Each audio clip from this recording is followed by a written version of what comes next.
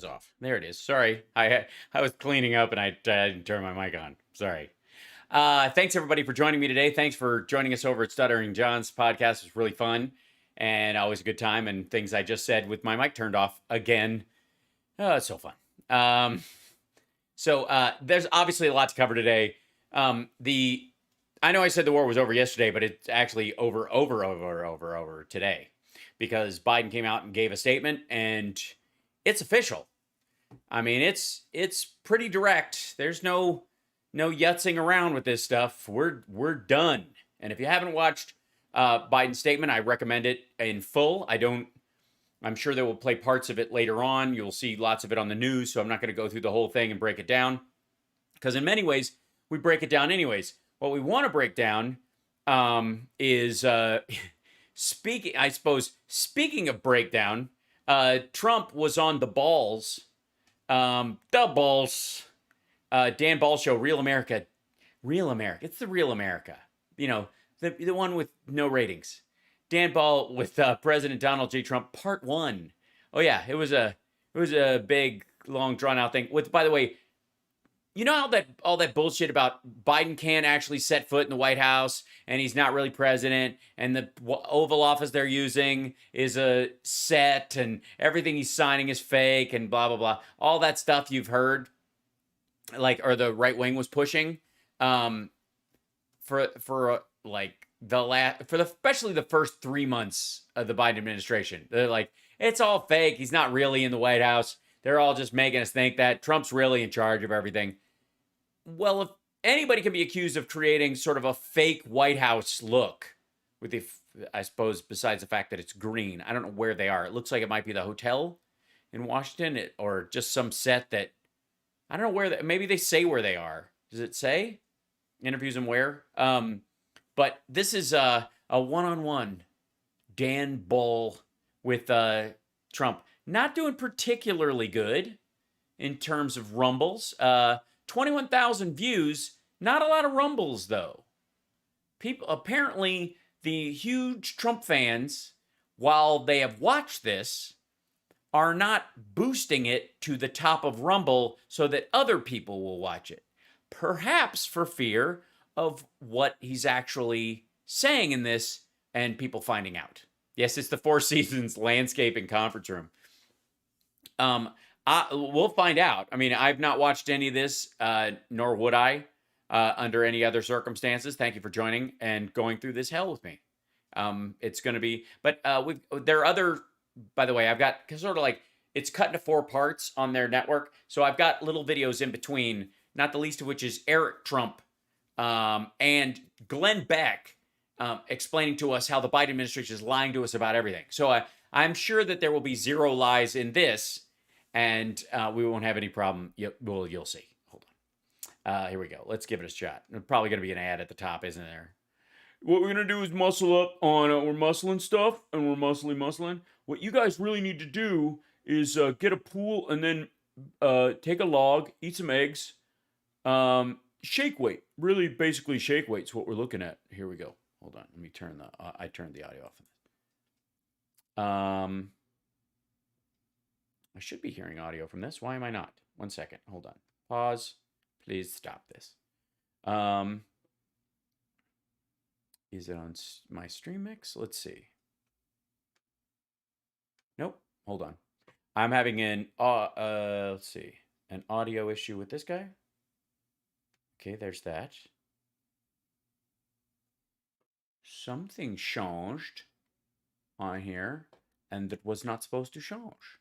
We will find out what is perhaps changing. Perhaps it is that I do not have Wavelink open. Maybe that is why. We will find out in just 1 second. I'm opening a piece of software to see if that solves our issue. It very well may. Yeah, give me 1 second. What are you doing, you strange little man? Roadcaster Pro Stereo. Let's do that. Okay. Thank you. Thanks, everybody. Thanks for the help. Give me 1 second while I sort out what this weirdness is. Okay. Let's see if with this play. The Real America team and myself. There we go. Jesus. That was way louder than I needed it to be. And then I think also, oh, there we go. Yeah. And then making sure that I'm not doubling up. I'll turn this guy off.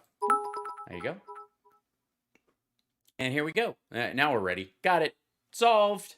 This is what happens when I shuffle my audio inputs around so that I can be on Stuttering John show. That's what happens. Oh. Okay, so it is coming in on the stream one. Fine. Be that way. See if I care. There we go. All right.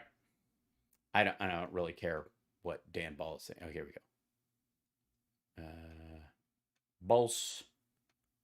Nearly hour and a half. I sat down with President Donald J. Trump. For an hour and a half? It's an hour interview. What did you cut out? What are you editing the Bible now? You Congress of Nicaea-ing the former 45? For an exclusive face-to-face interview, we discussed an array of topics. Like why there's no coffee table. How come there's no beverages next to you? Why would you sit there for so long in this awkward right across from each other thing? And why does he look like he's about to spit in your face? The crisis in Afghanistan, to the crisis at our southern border, the flailing economy. The flailing economy. Oh, wait. Flailing economy? Let me check something. Been covering the market since 1975. I've seen crashes, I've seen rallies, but I've never seen a stock price surge like the one we're in right now. It is a real stunner. The night Donald Trump was elected in 2016, the Dow was at 18,000. In less than 5 years, it's almost doubled. That is a rally and a half. Trump cut taxes, got the ball rolling. COVID choked the economy, but Biden brought it back. Congress spent a couple of $1 trillion. The Fed totally, didn't it? a few trillion more. It was a wall of money that kept on coming and kept on boosting stocks. There's more. Yeah, it's terrible. Just terrible flailing economy. His COVID response versus a Joe Biden. His COVID response, 500,000 dead versus not 500,000 dead. And pretty much everything Trump versus what we are seeing today under this Biden regime. For the next regime. Adorable. Hour and 10 minutes. I hope you'll stick with us. Probably not. I mean, I'll probably jump around, actually. Especially when you're just talking. I don't know why I even put up with this. Enjoy this face-to-face with 45. Mr. President, first of all, thank you so much for granting this interview. Thank you very much. Yeah.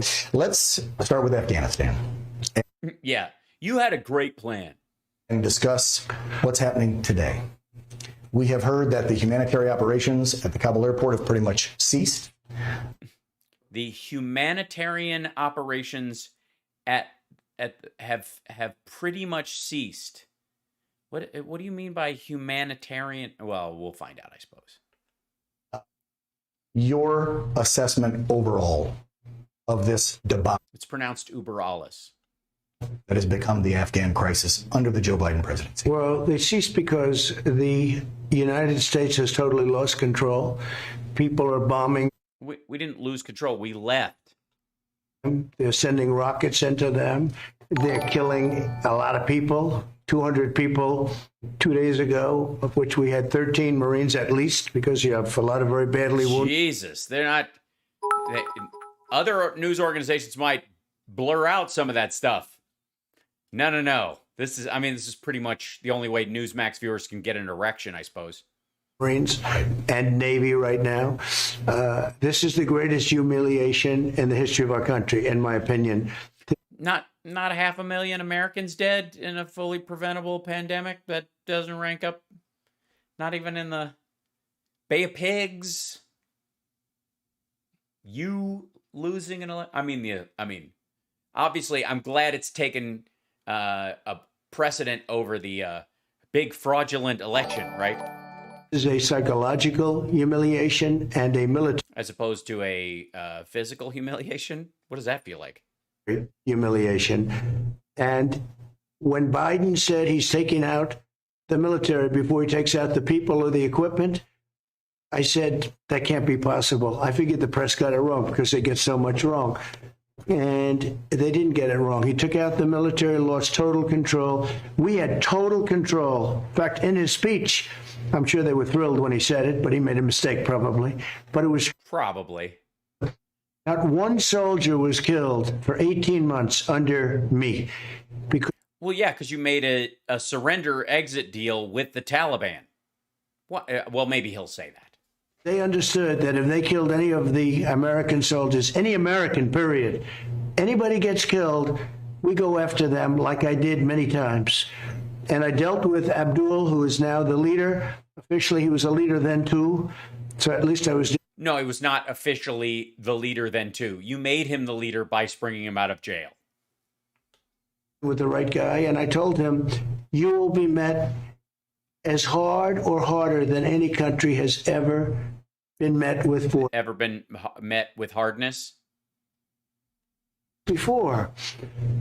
And I said, you understand that? And he did understand. He did? Because none of us know what the fuck you're talking about. They're going to be met with hardness? I mean, the dude's been in prison for a couple of years. That. And I said, and it will start with your house. That's where it's starting. And it was fine. Nothing was happening. When I look at your red charts, Yes, nothing was happening. We weren't leaving. so much was gathered and so much was taken. Thank you guys for the hype train. Appreciate it on Twitch. And welcome, everybody, by the way, if you're just joining us right now. Don't forget, likes and subscribe, thumbs up, all that kind of stuff. I'll try to keep that to a minimum while we're doing this. Period of time. Under my auspices, it was not at all taken. Now, I wanted to get out for years because we should have never been. Under his auspices. Now, he wanted to get out for years because we should have never been in there. Well, why didn't you? We could have hit him hard. Right. Should have never been there. But we were there. It was the biggest mistake, I say, in the history of our country. Trillions and trillions of dollars spent. Probably at least $2 trillion spent. No, we've never spent money like that. The longest war we've ever had. We didn't fight it like a war. We had a lot of woke generals, but we have great generals, too. We have great generals because I defeated ISIS very quickly with great generals. I could tell you who they are. But it's a shame. Yeah, well, please do. Please tell us who they are, if you can remember their names. Dan, please interrupt him, because if he tries to pronounce their names, he might start smelling burnt toast and fall over. Humiliations in our country's history. That's what I want to know. What about the conditions you set? Because you had an agreement, you and I chatted before, with Abdul. And that agreement, when you laid out those terms you just talked about, where you... Yeah, just any Abdul in the general area. You mess up, you miss one benchmark of these conditions, you're done. You miss one benchmark of these conditions, we're staying. Why didn't the Biden administration follow exactly the conditions you had set up and hold their feet to the fire with this? Because they're weak and they're stupid. It's very simple. That's it. I bombed them a lot during this agreement because they didn't... Because you never intended to actually leave? Meet a certain condition. Our biggest condition was that you never, ever touch any of our soldiers or any of our military, any civilians, number one. Number two, you never, ever even think about coming to our homeland. Those were the... Yeah, but how do you know you've achieved that and leave? Sorry, but can we talk about that for 1 second? You never even... The other condition, he just asked him about the conditions in the deal. The condition is you never even think about coming to our homeland. So then we leave and you what? Start thinking about coming to our homeland? And then what? We go back in with troops on the ground? Honestly, how do you set a condition like that and then anyone meet it? So the idea is you set a condition like that so that you can stay forever. His conditions, and they were verbal as well as otherwise. But he verbal and otherwise. They used semaphore, they graffiti. That you never saw problems with when I was president with them. There was no problem. They weren't taking over the country. Well, we weren't leaving. We were staying. We could have stayed forever and maintained that status quo and continued to put people in danger. This is so fucking weird. Very good. I said, we want to get out. I want to leave. I've been saying that for a long time. We're in there for 21 years. We're fighting it like police, not military. We were like police people. We were guiding traffic. Oh, come on over here. Come on over here. What are we doing? Is that what our soldiers were doing? Directing traffic. Oh, come on over here. Come on over here. Fucking hell. $1 trillion, millions of people, count both sides, because I count both sides. People would say, oh, that's not very conservative. Well, I think it is. Millions and millions of people killed in the Middle East. Millions of people killed. In the Middle East. And you know what it is now? A bombed-out disaster, okay? Single worst decision made going into the Middle East in the history of our country. Going into the Middle East, single worst decision.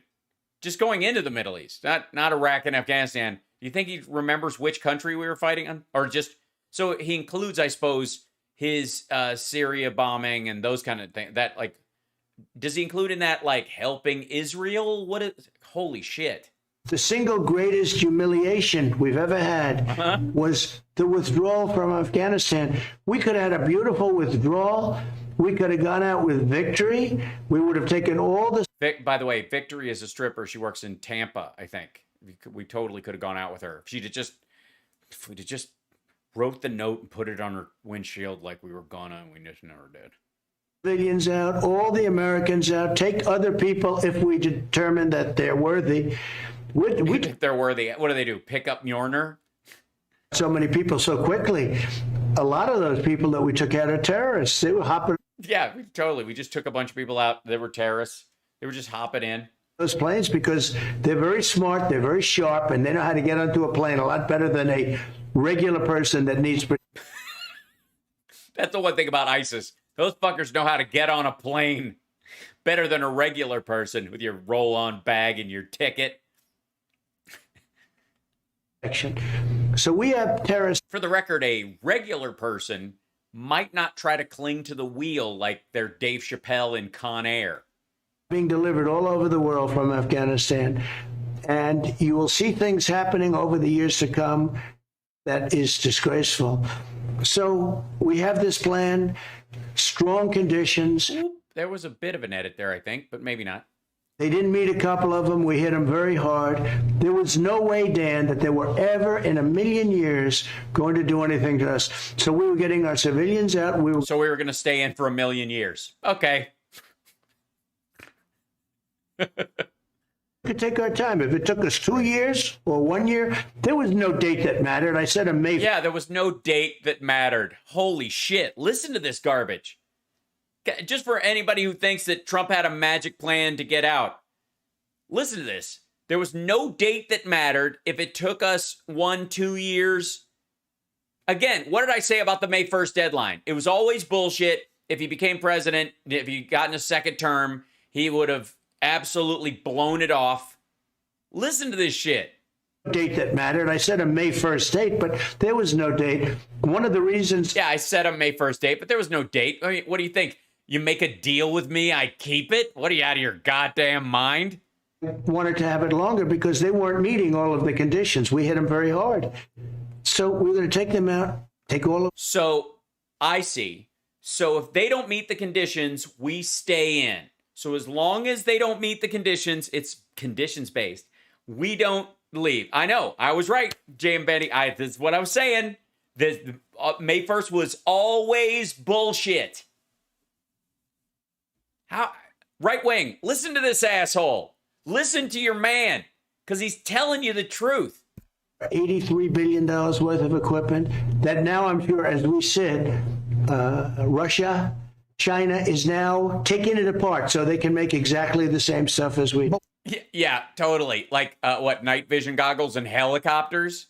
Is this incompetence or was this done on purpose? We have a lot of folks, that I don't think it was the network and they say, well, they look at the globalist and the way both parties have tried to, and the military complex get into wars, if you will, and they're like, the military complex? You mean the military-industrial complex, or do you mean just like people who are in the military kind of have a complex? Like, I don't know. Do you ever feel like you look at your ribbons and you're like, am I an imposter? And then you realize, no, I actually served, unlike the president at the time. in his administration or the military complex do this on purpose or military-industrial complex? Incompetent. You believe the latter? I don't even think about it. I think it was gross incompetence. That's true. They may be trying to spin it the other way because it makes them sound better. You want to know the truth. I think it makes them sound better. What could be worse? They had no idea what they were doing. They took the military out first. I mean, it doesn't help them to do that. Might as well get the Americans out. Might as well get the equipment back. We gave them 83. Somebody said they're the 16th best. I think they're the best equipped man-for-man army in the world. Okay, man for man. Everyone. It means per capita, I think. Man for man. No, they're not. 22 rifles. Yeah, they now have the equipment of the top 20 nations. Better equipment than us because it's more modern. Yeah. They have more modern equipment than we do. And by If I may, point of order, Mr. Chairman. If I could just let's see. Yes.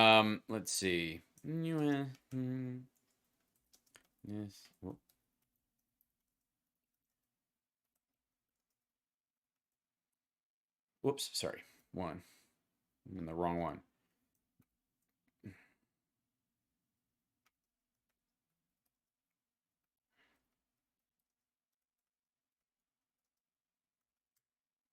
Just looking something.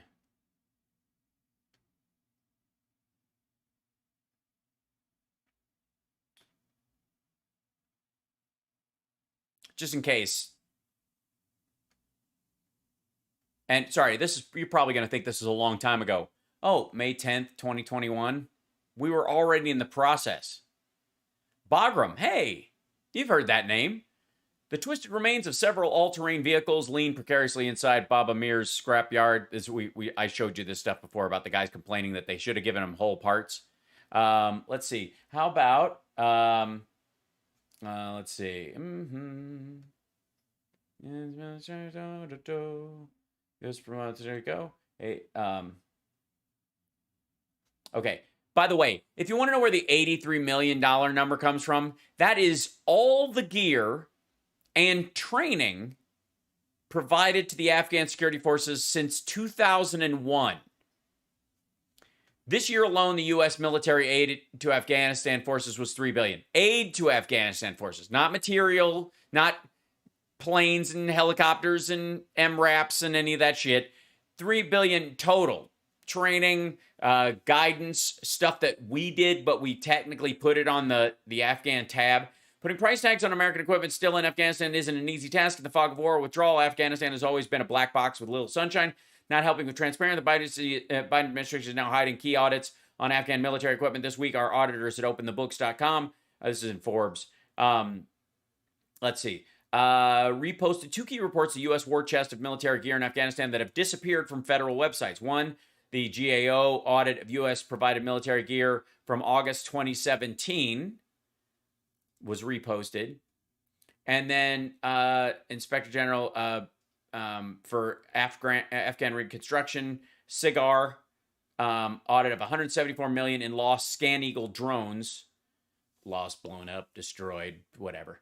U.S. taxpayers paid for those audits and used provided equipment and should be able to follow the money, unless it tells you what they've still got and is a security risk. Holy hell. After publication, the GAO spokesman responded to our request for comment. The State Department requested we temporarily remove and review reports on Afghanistan to protect recipients of U.S. assistance that may be identified through our reports and thus subject to retribution, in case they list in there who owns this stuff and where it's parked. But this is the charts you're seeing all over the place. Between 2003 and 2016, the U.S. purchased and provided 75,898 vehicles and 208 aircraft to the Afghan Army and security forces, according to a Government Accountability Office report. There they are. That's the chart. Here's a breakdown of the estimated vehicle costs. Here's what they cost. U.S. funded aircraft for the Afghan National. They had 110 Mi-17 and MD-530 helicopters. Transportation cargo planes, they had 60 of them. Light attack planes, 20. Intelligence, reconnaissance, surveillance airplanes, they have 18 of those. Total 208. This month, the Taliban seized Black Hawk helicopters and an A-29 Super Tucano attack aircraft. As late as last month, the Afghan's Ministry of Defense posted photos on social media of 7 newly arrived helicopters from the U.S. Let's see if we can. Let's just check in on this little piece of it. Open link in new tab, shall we? The Hill. Billions in U.S. weaponry seized by the Taliban. This is the story. Hold on. Where? Billions of dollars And U.S. weapons are now in the hands of the Taliban following the quick collapse of the Afghan. Among the items seized are Black Hawk helicopters, the A-29 Super Tucano aircraft. Photos also circulated of Taliban fighters clutching U.S.-made M4 carbines, M16s. Right, we saw that. While it's virtually impossible to operate advanced aircraft without training, seizing the hardware gives the militants a propaganda boost and underscores the amount of wasted funds on U.S. military efforts in Afghanistan over the last 20 years. That propaganda boost. Now, that propaganda boost only works if you, say, have a network like, I don't know, Fox News or Newsmax blowing smoke up the Taliban's ass every time they're seen taking a picture with a piece of military gear they don't know how to operate or can't service.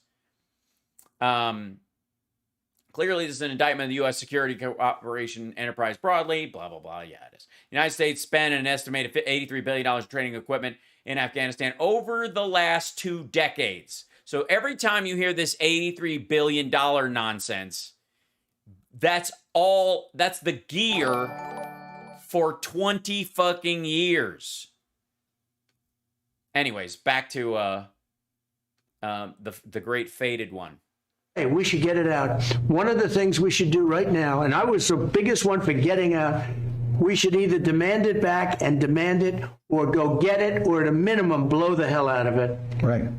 Isn't that typically what we've done? You might want to wait till everybody's out, especially if you're trying to negotiate with the last few remnant Americans who, for some reason, thought they could stay and were playing coy with the State Department trying to get out, or got lost or separated. While you're trying to get them through and out of the country, maybe don't attack Taliban military forces, especially if they're attacking ISIS at the same time. Maybe hold off on that for a little while. It's not like they can hide the shit. We have tracking materials in all of it. And they barely know how to fly the shit. They certainly don't know how to get rid of that stuff. You've pulled out of foreign nations, you destroy it. You can't take the equipment, you destroy it, so that it doesn't fall into enemy hands. I like the idea of taking it better because it's so valuable. It's so advanced. We paid for it. You know, I remember when General Milley, I said, we're taking all the equipment, every nail, every screw, every bolt. He looked at me and he goes, sir, it'll be cheaper to leave it. I said, maybe in your mind, but not in my mind. It is not cheaper to leave it. It's actually cheaper to leave it. Yeah. Yeah, we don't need that shit. I mean, there's army surplus places with all that stuff in it. Believe me, the Chinese have figured out that if they send a tourist over to buy a Humvee, they'll figure out how the axle works. Millions of dollars in army tanks. It's cheaper to leave it? Why? That's cheaper than putting it on a plane and taking it out? Yes, and it also endangers soldiers every time you land on the ground, drive the fucking thing up into a plane, try to take that plane off for a piece of gear you have dozens of and you don't even use. It's not. These people are misguided. They don't know what the hell. We have woke generals and we also have great generals, but the woke generals are the ones you see on television. Is it just the woke ones?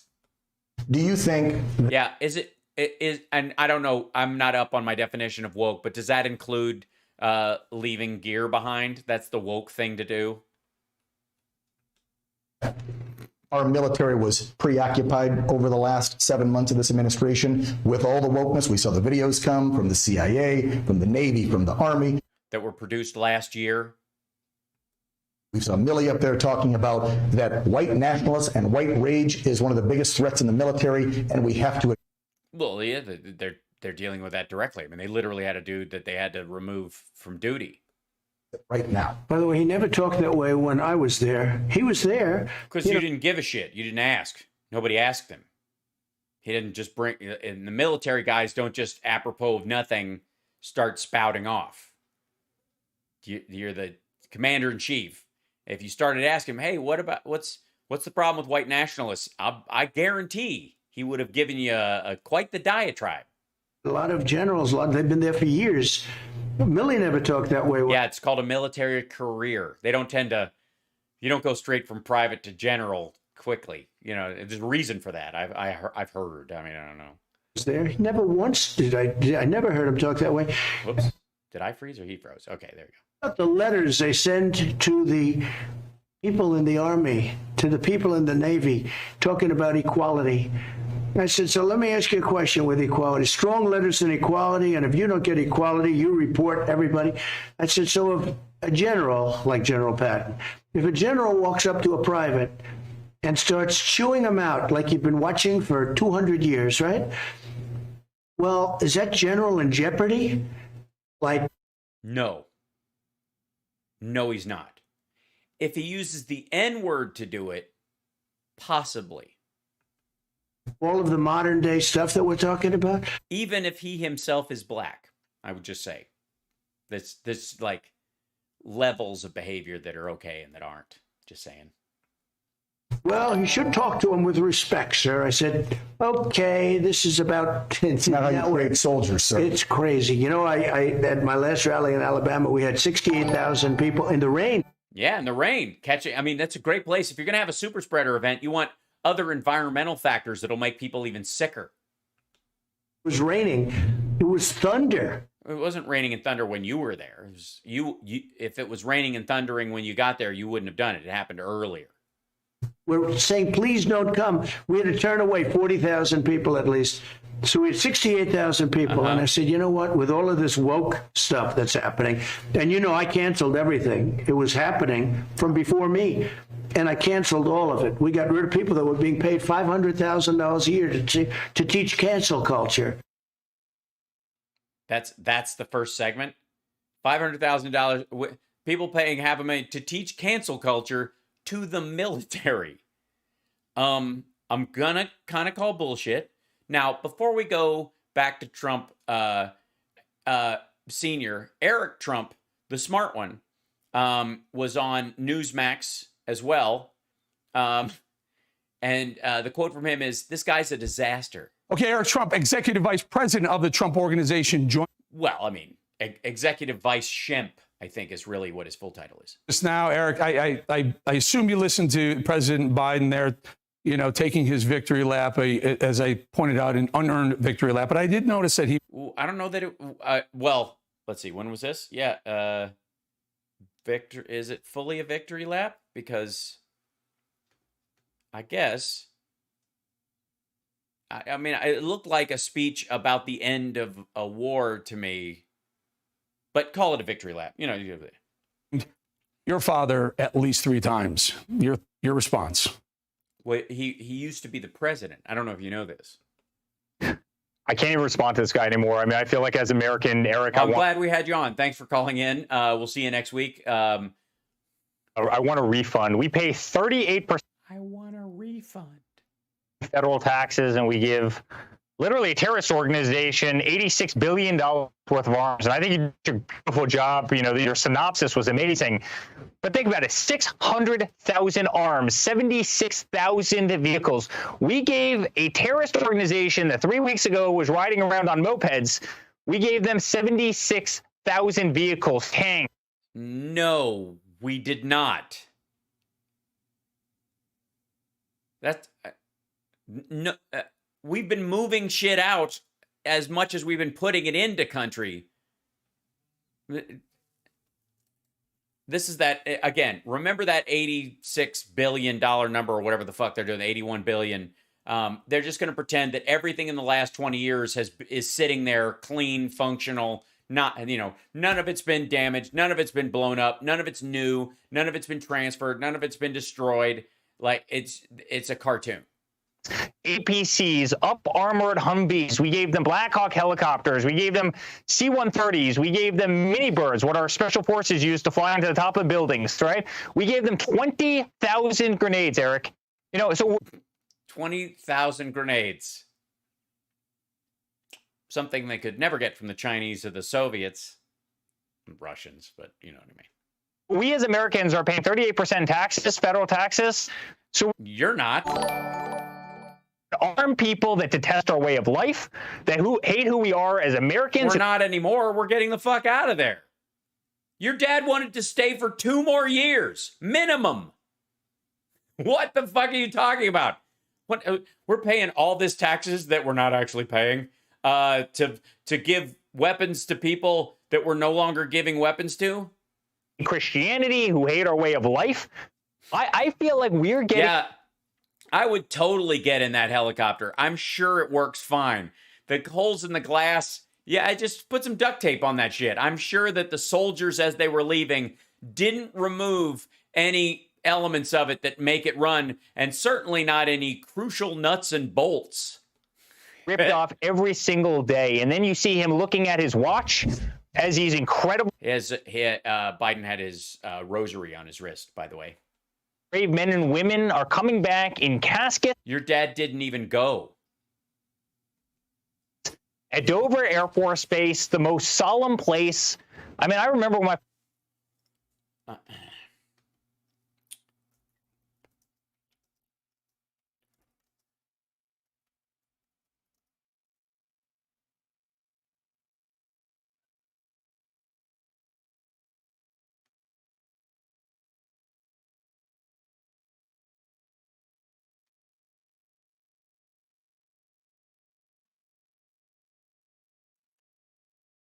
just to throw this up here, but I don't know what he's about to say. But this is kind of important. You know what I mean? So you have some sort of Pence went, so there's that. In the world of Donald Trump, he's paid his respect to many, many returning soldiers killed in the line of duty, with daughter and top presidential aide Ivanka Trump adding that each time she has stood by his side at one of these ceremonies, it has hardened his resolve to bring the troops home. No, it didn't, because he went through his whole presidency and never brought them home. And then he just told us that May 1st was a bullshit date and he never intended to keep it, and it was going to take at least 2 years to get everybody out. In the real world, Trump has traveled to Dover Air Force Base in Delaware exactly 4 times, fewer than half as many times as his vice president, and avoided going at all for nearly 2 years after getting berated for his incompetence by the father of a slain Navy SEAL. Bill Owens, father of William Ryan Owens, refused to shake Trump's hand in 2017, the aide said, and then told Trump that he was responsible for his son's death for approving the disastrous raid in Yemen without bothering to understand the risks. He refused to go back for 2 years. He was so rattled, the aide said, adding that the main reason Trump had approved the raid just 5 days after taking office was that predecessor Barack Obama had refused to do so. Sorry, what again? What? The most... Eric went out there and he would see space. The most men and women are coming back in caskets at Dover Air Force Base, the most solemn place. I mean, I remember when my father, Eric, went out there and he would see troops coming off sometime before 2017. The back of these planes, and I can tell you the impact that has on a person's life. And this guy, yeah, it rattled him so much he never went back after 2017. But I mean, that's when he stopped being president. It's not like he was president in 2018. Well, the rest of 2017, 2018, 2019, 20. Oh shit, that was a long time. Is looking at his watch. We want a refund as a nation. This guy is a refund. What Eric Trump is asking to see the manager. Disaster. He's literally flushing the respect of our country down the tubes. He's embarrassed. Yeah, how our country's going to respect us if we don't say we're going to leave Afghanistan and still stay in? I mean, honestly, who respects you for actually keeping your word and doing what you say you're going to do? Our flag. He's embarrassing everything that we stand for. Well, at least he's not humping the flag. I think that's a plus. You know what I mean? It's one thing to not agree with someone kneeling for the flag. It's another thing to rub your dick on it at every turn. Could you tell your dad to knock that shit off? No one is impressed, especially the flag. The greatest country on earth. And one other point I got to make, Eric, these weapons do not have expiration dates on them. Those M16s and those saws and those machine guns and, the grenades, these will be used for the next 20 and 30. Abdul, are these grenades good? Or, I don't know, does it smell funny to you? It's a little sour. Were you smuggling this in your shorts again? I was. Oh, okay. That's not it. They're probably still good. I'm gonna guess it's good. Fucking hell. 40 and 50 and 60 years. I mean, some of the AK-40. Everybody wants to pull the pin in an emergency on a 60-year-old grenade they found in a box. How about this? Fire a 60-year-old gun, a machine gun, fully loaded, that has not been taken care of. That they have on the battlefield right now. They were produced in the 1960s and 1970s. So they're state of the art. So you're saying we didn't give them the brand new shit, and that China? What if China found out the technology we were using in 1970? It's going to be untold lives that these weapons take because of our foolishness and our carelessness. And you know what? The blood of Americans and the blood of people all around the world will lie with Joe Biden. This is Well, your dad could have taken out all that gear and everyone last year, or the year before, or the year before that, or the year before that. But he didn't. Why? I mean, he had a great plan. Could have left without anybody knowing we were gone. Right, Eric? I mean, it was such a good plan. It was a beautiful plan. It was literally beautiful. It was beautiful. It was so beautiful. And he had a beautiful plan, and it was perfect, and it would have been orderly and very clean, and they could have done it, and they would have taken out the people first, and the government would have collapsed, but that's okay. And then we would take out the military guys, but after they blew up the stuff and blew up the landing strips and blew up the bases, so the military would have to, I guess, stand on the side of the road and hitchhike to Pakistan. But other than that, it was a beautiful plan. It would have worked out.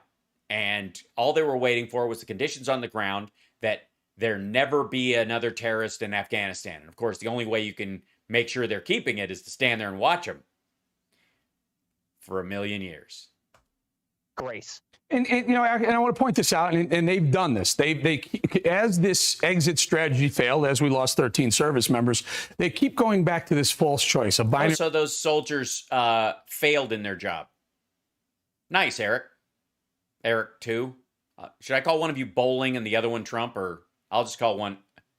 You know what? You're just Eric squared. Choice of either stay or leave. And it was never that. In fact, your father said, yeah, let's leave, which somewhere around 75% of Americans agree with. Somewhere around that. I don't know. We haven't really checked later. Your dad said leave, but we weren't going to leave. I mean, your dad said leave. You know what I mean? There was always the right choices, I point out. And the right choice was leave, but leave orderly and leave with. Yeah. Tell us how you would do that. Give us roll out the version of reality where you leave everyone, like you're in Afghanistan and people just start filing out of the country. Tell us what that looks like. Are people intact? What's this business about blaming your dad, number one, and then this binary choice that they keep trying to float? Oh, this binary choice? You mean leaving or not leaving? Yeah, what was that binary choice that your dad floated but never chose the other side of the binary? You know, people often talk about peace through strength, right? And that's really how my father didn't get us into any wars. In fact, he was the first president in American history that didn't get America into wars. He didn't get us out of any either. He ran getting us out of Afghanistan. By the way, the rest of the country didn't get us into a war during that period of time either. The Congress didn't call for one. The American people weren't calling for one.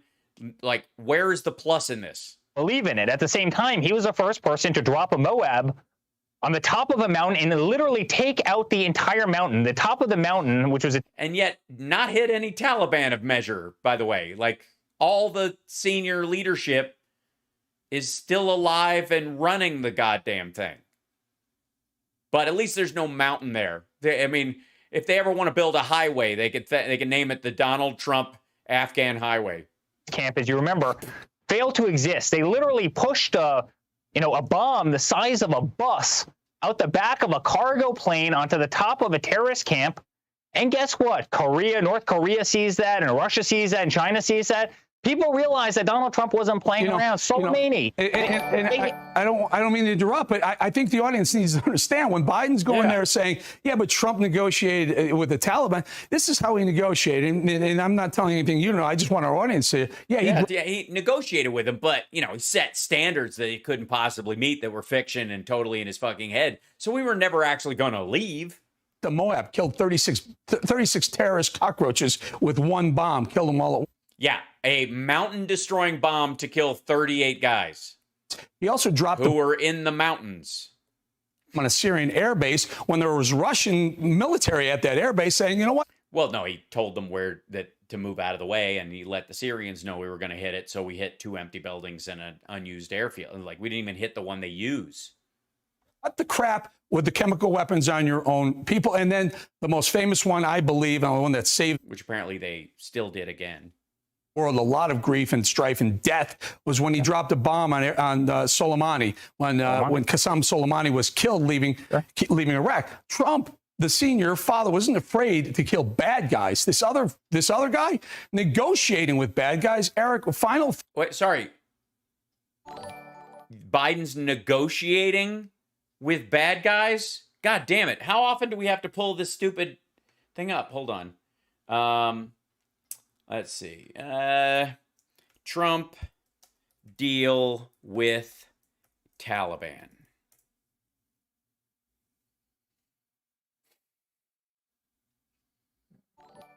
Mm-hmm.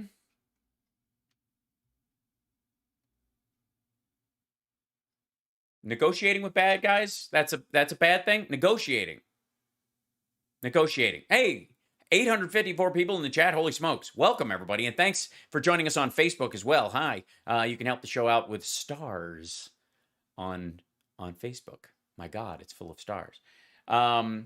With the withdrawal from Afghanistan turning deadly for U.S. troops, President Biden faces new criticism for the situation he argues presents him with few options. The deal with Donald Trump cut last year with the Taliban, which we now know Trump never intended to honor at all and was going to stay in for at least another 2 years. So fuck off. Forced Biden to choose between withdrawal now, which is what he chose, or an escalation of the war, said Thursday. Biden said Thursday as he addressed the nation. He chose to withdraw. I had only one alternative: to send 1,000 more troops back in Afghanistan to fight a war that we had already won relative to the reason we went in the first place. And off we go. Why Trump cut the deal? Unbeknownst to almost everyone, the major Taliban leaders and separately the president of Afghanistan were going to secretly meet with me at Camp David on Sunday. They were coming to the United States tonight. Unfortunately, in order to build false leverage, they admitted to an attack in Kabul that killed one of our great soldiers and 11 other people. I immediately canceled the meeting and called off peace negotiations. What kind of people would kill so many in order to seemingly strengthen their bargaining position? They didn't. And by the way, that's what he was threatening to do. So the talks continued in Doha. Trump announced there was a deal, blah, blah, blah. The Taliban also agreed to start peace talks with the Afghan government and considered a ceasefire. They didn't. Taliban had been killing Afghan forces throughout this, attempting to use violence as leverage in negotiations. United States would release 5,000 Taliban prisoners, and the Taliban would release 1,000 of its prisoners, which were Afghan soldiers. And let's see. The Taliban's end of the deal asked a lot from the group. Too much to be realistic, critics said, in addition to making sure that nowhere in the country harbored a terrorist cell. They don't, I mean... And how do you determine this in a way that we would trust it? The Taliban agreed to be responsible for any individual who might want to attack the United States from Afghanistan, including new immigrants to the country. The Taliban, quote, will send a clear message that those who pose a threat to the security of the United States and its allies have no place in Afghanistan. They're going to send a clear message. And unless we think that message is clear enough, we're not leaving for at least 2 more years. And then we would begin a 2-year drawdown. The deal required taking the Taliban's promises on faith. Right, which is exactly my point. I just heard something I couldn't believe. NSA Director Jake Sullivan basically saying, we're willing to spend some money to finance the Taliban after all the stuff we've given them. Final thought. To finance, is that how he put it? To finance the Taliban? Yeah, final thought, I think we live in a very, very scary time. I mean, final thought is... Yeah, but that's, I mean, in all fairness, Eric, you think balloons are scary. How do they stay up? They seem larger than the string. Afghanistan is next to Pakistan. Pakistan is a nuclear... It's connected to the leg bone. ...power. They believe... Uh-huh. And Syria is attached to Israel, which is a nuclear power. And... Sharia law as well, right? There's a lot of people over there who don't like the American way of life. There's a lot of people over there that don't like Christianity and the American flag. And by the way, there's a lot of poverty. Yeah, they got a real chip on their shoulder about the flag. Like they hate the American flag so much they won't even rub their dick on it. over there. And that's not a good combination, especially when we have no eyes and ears on the ground. We have no military presence. And we're talking about a country that has one of the most deadly weapons anywhere in the world. And we as a country better. Excuse me, we do have relationships with Pakistan, dipshit. We do have eyes on the ground in Pakistan. We don't have soldiers there because we're not occupying Pakistan. And the worry about them firing a nuke is not at us, it's at India.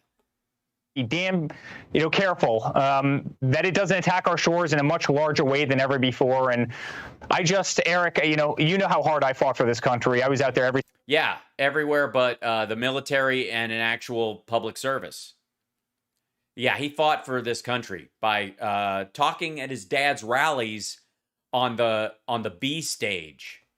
You know what my father did for this country. What'd your father do for this country? I'm not familiar with the fellow. As a family, it is just it truly hurts us to the deepest parts of our soul. So there is a silver lining, I suppose.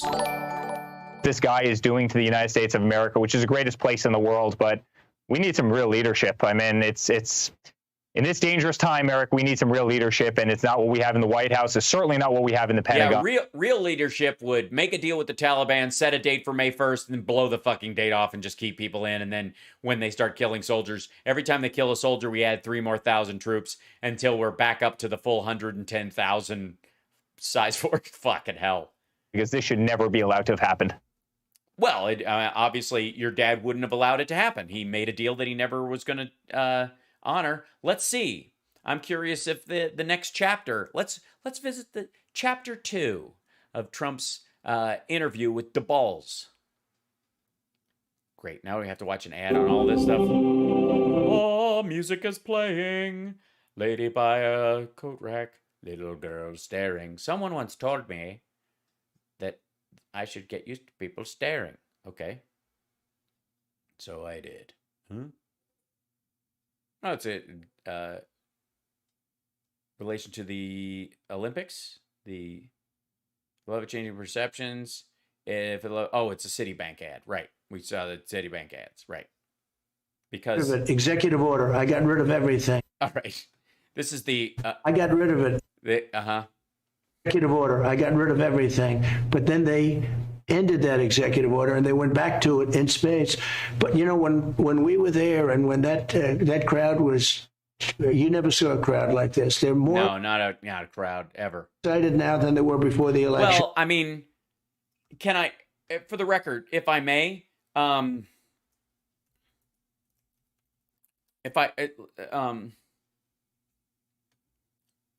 you never saw a crowd like that. I'm just gonna say, no, we've seen crowds way larger. And you know what the big difference between this crowd and Trump's crowd is? All of these people paid money to be there. See that? Every single, that person, they're paying like somewhere between $80 and $150 a piece between their ticket, whether they're there, going to multiple things, buying merchandise. They're doling out some fucking cash. All these, but look at that. Look at right in Chicago. Here we are. There you go. Look at this business. There's a crowd right there. All these people paying customers. Whereas Trump's little gatherings, big fucking freebies, free super spreader event, no proof of vaccination necessary. They're angry, but they're also... Well, that's the price of admission, I guess. It costs you a little bit of anger to get in. Excited because they want something. Anger and excitement. That's what we go for. That's the American dream. Something, but it's life, liberty, and the pursuit of anger and excitement. Myself, we have a big rally in Alabama. You remember the movie Patton? Let's put out George C. Scott. Let's put out his opening scene, which was a classic with the American flag behind him, and we put it out. The place went wild. Yeah, and it's a fictional address by a character, by the way, played by an actor who thinks you're an asshole, for the record. You know what came about. You got me off subject, but that's okay, Mr. President. Yeah, I mean it's okay, Mr. President. You tend to ramble and dick around. There's now a conspiracy theory online since you played that the other night in Alabama. Yeah. That they're saying that you are Patton's kid. Oh, really? Yes. I saw it today. Yeah. Really? That you're Patton's kid. Ugh. Yeah, Patton Oswald, maybe. I want to stick with Afghanistan. No offense, Patton. That was just wrong. I'm just saying he used to have jokes about kind of spraying the scenery as he toured. Let's just kind of transition to foreign policy, because what a mess this is now creating. And can you discuss a little bit more about how Biden's weakness and what he allowed to happen in Afghanistan is now going to embolden Iran, Russia, China? We already know China's going to go in and start stripping the minerals. We heard about the minerals. They're trying to get our precious bodily fluids.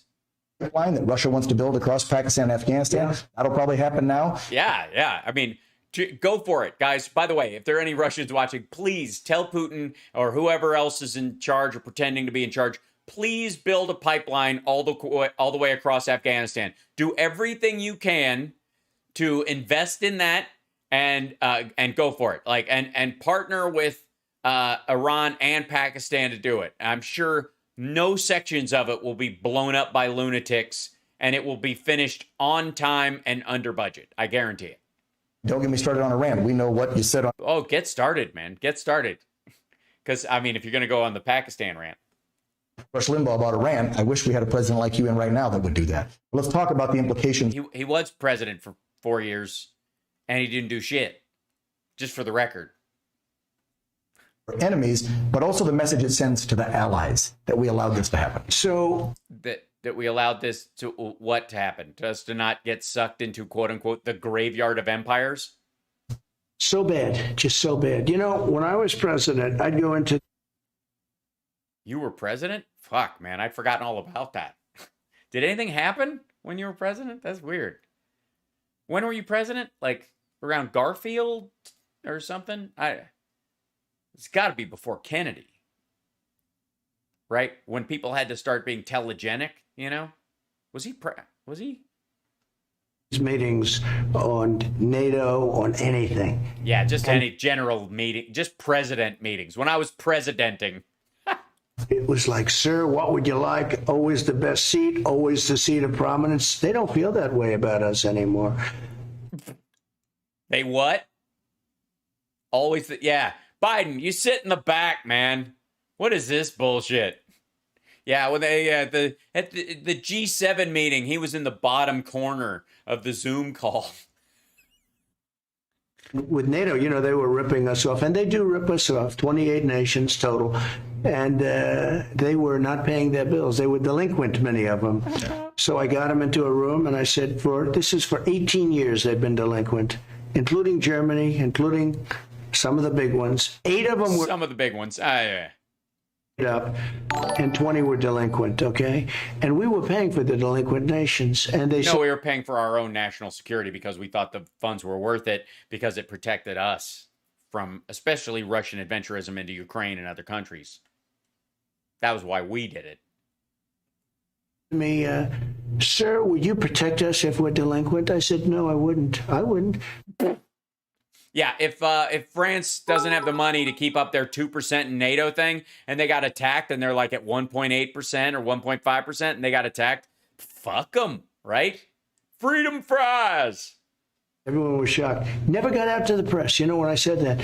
Yeah, because it would collapse NATO, and your own people went, holy shit, that's fucking insane.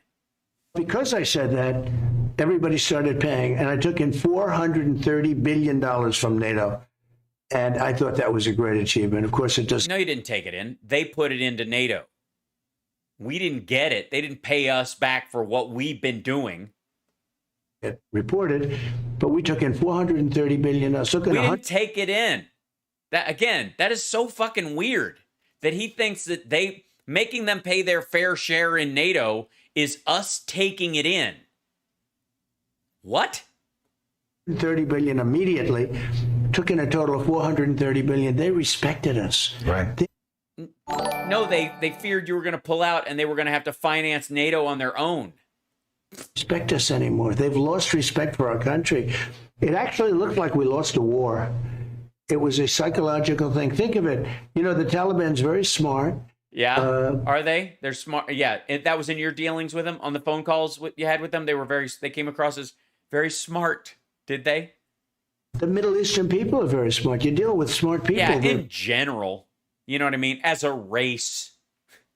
They've been fighting for their whole lives. They've been arguing and fighting. They love to argue and they love to fight. Yeah, as in general, Middle Eastern people, smart, love to argue, love to fight. We got into that mess, and it looks like they took all of this equipment and all of this life and treasure. Our treasure is the lives that we lost. And how about if you're a parent and you see what we got out of this? What did we get? We got out. We didn't get anything out of this. We got out. And their people, we were not going there as pirates, you fucking moron. I mean, this is Trump as a pirate. This is what we're looking at. Trump views everything as transactional. And what he's saying is, what were we? I mean, we got Osama bin Laden, but we'll pretend we didn't because he was a bigger name than anybody that Trump killed. And so he has to avoid saying that. What did we get? We weren't there to get anything. That was the whole reason why we got out ultimately, was that we aren't there to get anything out of it. Yeah, that's the whole take the oil bullshit. You got humiliated and you lost a son or you lost a daughter. I used to greet him at Dover. Used to, and then you stopped. Why'd you stop? You're looking to the side there. That's an interesting bit of... You used to greet him, and then you stopped. Why'd you stop? The people at Devon, I don't know if they can ever recover, really. And maybe they can recover to an extent, perhaps. Maybe it was best that you didn't go. You know, walk up to people with grieving family members around a dead loved one and go, I don't know if you're ever going to... I mean, I don't think anybody can recover from that. I mean, I just pack it in. But basically, they can't recover. Great bedside manner from a president. I know you're fucked, pretty much. Yeah, you're just, you're done, I think. But anyways, have a nice funeral. Fuck. They must be just furious. There was one Well, there was one what? woman who was screaming, you probably saw it yesterday, that Biden killed her son. And it was a rigged election that got him there. Jesus Christ, man. Like, one sentence leap from a dead soldier to rigged election. Imagine being that self-involved. And by the way, calling the soldiers treasure. Right. And all the media took out the whole part that she was calling it a rigged election. She's the one that called the radio station in Colorado. Yeah, a rigged election. Did they take it out? Yeah. It was a rigged election. He didn't even know what he was doing. You took away our president. It was a rigged election. And my son is dead. If President Trump were there, my son wouldn't be dead. And that's true. We wouldn't have lost any. And that's true. Well, we wouldn't have lost any in the evacuation because there would not be an evacuation. If Trump was in office, he was going to blow past the May 1st deadline. He admitted to it already, and he was never going to leave. Never. Literally just said the drawdown should take a couple of years. But neither would the other side, because they were standing back, and then they can go back to fighting their revolution that they've been fighting for 1,000 years, okay? Right. Because that's what they... 1,000-year revolution. That's what it is. If you had a message to those parents, loved ones, since he's gonna fart on you, Dan. War 20 some years back, and obviously on what just happened with the Marines. 20 some odd or 7? What would that be? Because as you said, if you were in the White House, and I firmly believe this wouldn't have happened. Yeah, it wouldn't have happened. Yes, you're right. We wouldn't have left. But what would you say to them just now? Yeah, what would you say? Tell us, and then tell us your magic plan for leaving. All the ones that we've lost. I think all I could do is apologize for the gross miscalculation of this administration. This administration is a disaster, what they're doing. Not only here, everywhere else. I mean, what can you say to a parent that lost their son or their daughter? Well, obviously nothing, because you didn't bother. After 2017, you never went back. Biden had someone angry with him, blamed him for the loss of her son because he's the commander-in-chief. Guess what? If we have, I don't know, let's just say some soldiers that go on anti-terrorism missions in Niger, for example, and any of them, God forbid, are harmed, Biden will be there too. He won't stop going because someone yelled at him. Due to incompetence, because I believe it was incompetence. There's no way they did this for any other reason. I know there are a lot of things. I happen to think the southern border is incompetence too. I say there's no way anybody could want that. Well, No. I agree. I mean, to be fair, I believe the southern border is incompetence. I mean, who the fuck builds a wall that stops working on January 20th?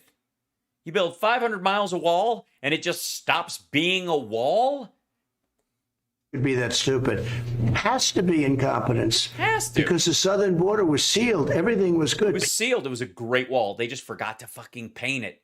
And a painted wall doesn't work. I don't know if any of you have ever been in a construction site, but if you lean against a wall that hasn't been painted, you'll fall right out of the building. Will only come in legally. They come in legally. We had stopped 82% of the drugs from coming into our country. Now, You mean COVID did? fentanyl is pouring through, totally unchecked. Well, no. You're showing how it's totally unchecked. Here's it being checked. It's being caught. Now, during the Trump presidency, there were fewer of these, and they wanted us to assume that because there were fewer examples of them catching fentanyl coming through, that less fentanyl was coming through. And now that the Biden administration is catching some of these, and I think the word was checking instead of unchecked, this would be checked. Since the Biden administration is getting this stuff, there must be much more getting through, because ICE and Customs and Border Patrol only work when the president is Donald Trump and he's magic. Stopped. We have a problem like we've never had before. It seems like you have a problem getting some because you're sniffing like crazy. I believe it. A lot of people disagree with me, but I believe the southern. Did Derek Small smuggle that in? I swear to God, that, I don't know, but that looks somewhat familiar. We're honored to have with us today our amazing Vice President, Mike Pence, and his wonderful wife, Carrot. It's Carrot Pence, everybody. Incompetence, and either incompetence or fear of the radical left Here's more of it, quote unquote, checked. by people that are running things. But Wouldn't incompetence mean that there would be no pictures like that to show because shit was getting through? Right? You can't exactly. It's like going, cops aren't even arresting murderers while they're walking a guy in cuffs who just murdered someone. to a parent, you can only apologize for the stupidity and the unfairness of this current administration. Yeah. No, you don't take any responsibility for yourself. This should have never happened. Yeah, we should have never left. We never would have left. If Trump was still in office, we would have never left Afghanistan. We weren't going to leave, and that was it. They were not going to attack us. We were going to take our equipment. We were going to take our people. We were going to. Sure, we were totally going to do all that. We just, like, my Canadian girlfriend, who's totally real, she had a great plan for us to get all that stuff out, and she was working on it, okay? And it almost happened. Goodbye. I was going to blow up all forts other than. He's going to blow up all the forts? My God, there wouldn't be a safe. Does anyone got eyes on Mike Pillow? Where we spent $10 billion building this, I think it's the largest in the world, Air Force base, with 8-foot. No, it isn't. Actually, I think the U.S. base in Queensland, Australia is actually the biggest. Runways. Think of 8-foot thick. Yeah. You could have used 6 inches. 8-foot thick run. Only Trump would here, you need 8 feet. And he's like, look, all you need is 6 inches. The largest in the world, and it happened to be right next to China, right next to Iran, and in Afghanistan. What's better than that? What's better than that? Then you can launch attacks and from there. I mean, we don't have to because you can do it from boats, and we don't need. Yeah, but we could do that and have our soldiers in harm's way. So I was going to keep that. Yeah, get out of the country, 100%. All the bolts, all the nuts, all the gear. Everybody get the people out, then the military, but also have the biggest Air Force base in the world is empty. Just have it. It's a good thing to have. Just have it. Just have it. I'm just gonna have it. I'm gonna have it. Hold on. I think we need let's see if we can do this in here. I think it's in there. Scrolling through something. Give me 1 second. There we go. Hold on. Have a base, and they gave it up in one night. Yeah, they left. Like they said they were going to leave, and they did it. What the fuck? Who says they're going to do something and then actually does it? Look how, like, he's baffled. Like, he's completely confused. This baffles him. He cannot understand. What? I wasn't going to. Sure, I said May 1st, but I wasn't going to actually do. I mean, we set up conditions on the ground no one could meet. And then we were going to stay forever and have the biggest military base in Afghanistan and leave. They fled Bagram, one of the biggest in the world. I think the biggest in the world. And You've said that already. It isn't the biggest. A perfect location for us perfect. The view, beautiful. And I know real estate. That's what you have to think.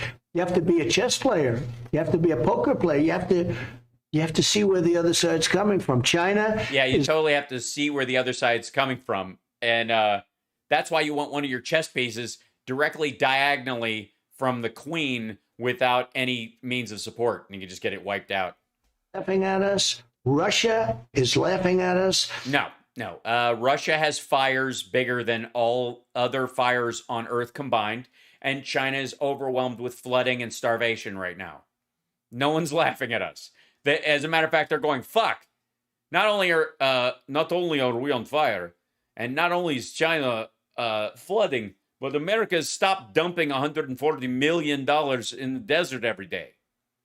And this morning, I heard... Even Dan Balls is confused. I get along very well with Kim Jong-un. I was criticized for that.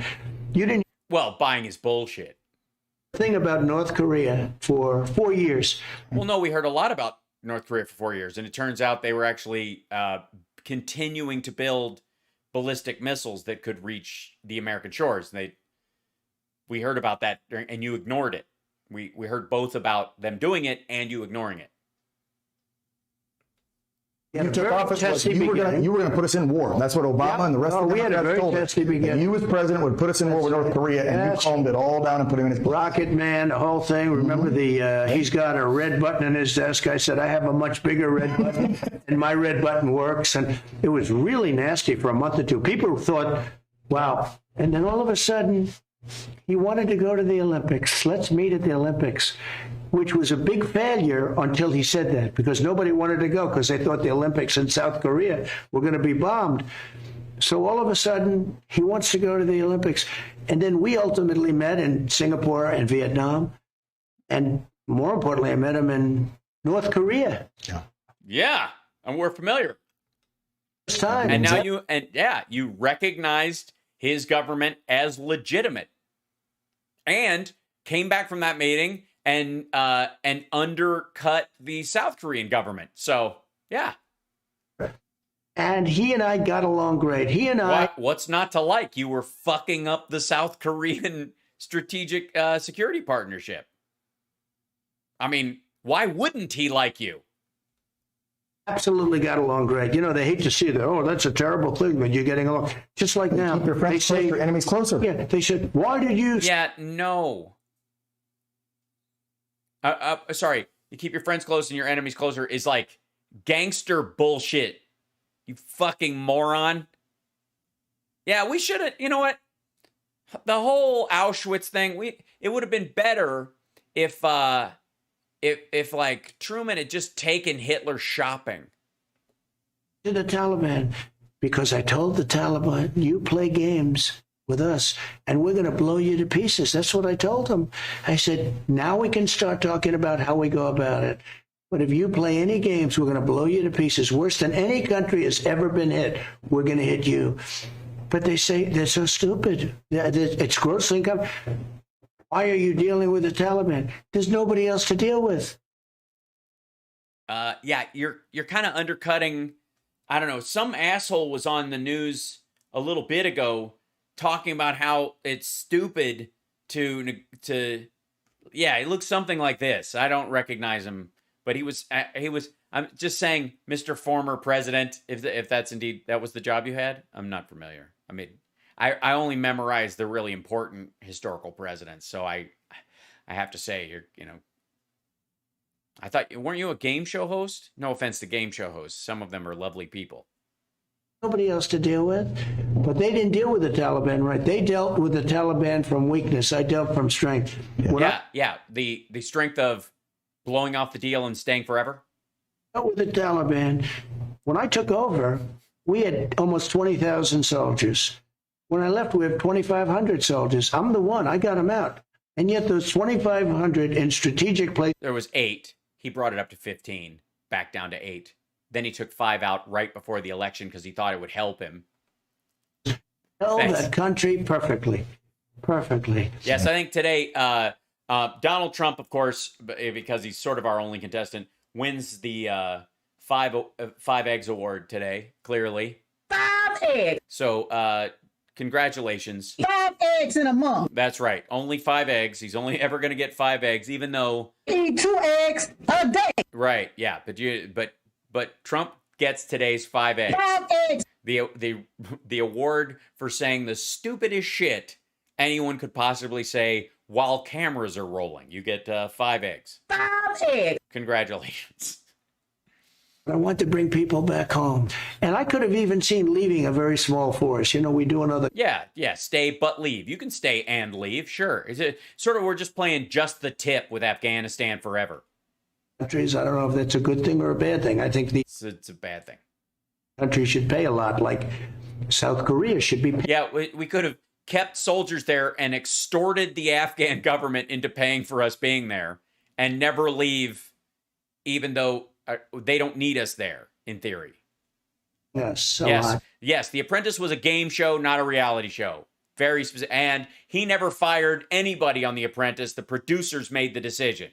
Period. The dude hated to fire people. Look at when he was president. He never had more power to fire people than that moment in his life, and he couldn't bring himself to do it. Everybody else fired people for him. I got them to pay us a lot, billions and billions of dollars. You know, South Korea now pays billions of dollars. They didn't pay. No, they fund parts of it, but they don't pay us. Hardly anything when I got there. I said, why are we protecting you? Why are we protecting you? I like Kim Jong-un better than I like you guys, just because you're a functioning democracy and you've been a strategic partner forever. And if you fall, North Korea can take over and they would have access to brand new technology. The North Koreans, you know, if they took over South Korea, would be able to constitute a missile that would reach the United States in a matter of weeks.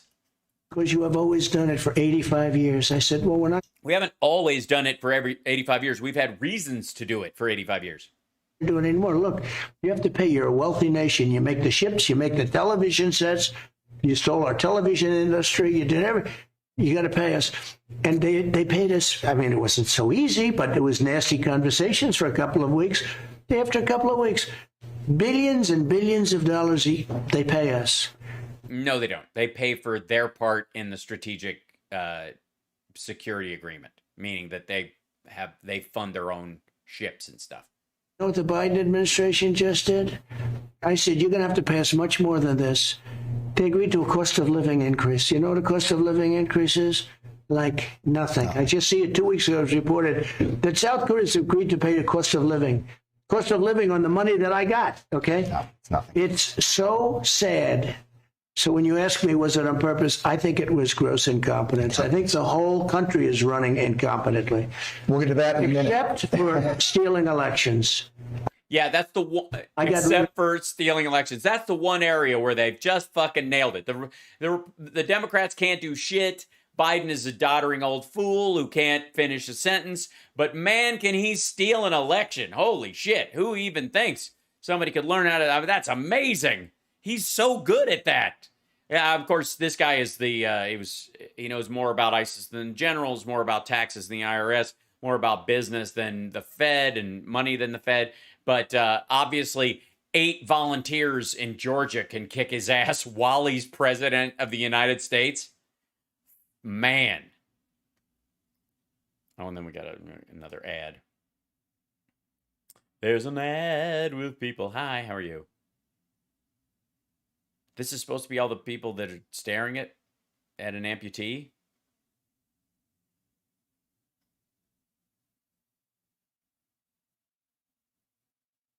I mean, it's a bit weird, Citibank. I'm just saying. But by the way, Citibank is paying for this Danny Balls Rumble ad. And I said That was yesterday, intentional. if they were as good at fighting wars as they are at stealing elections and rigging elections, because it was a rigged election, we would have no enemies right now. There would be no enemies to have. Yeah, it's almost like maybe if you believed that they rigged the election, maybe getting out of Afghanistan is part of that plan. Obviously, you didn't see the rig coming. The whole thing snuck up on you. Golly, while you were president and you were the best at everything, somehow Joe Biden managed to coordinate a rigged election while you ran the country.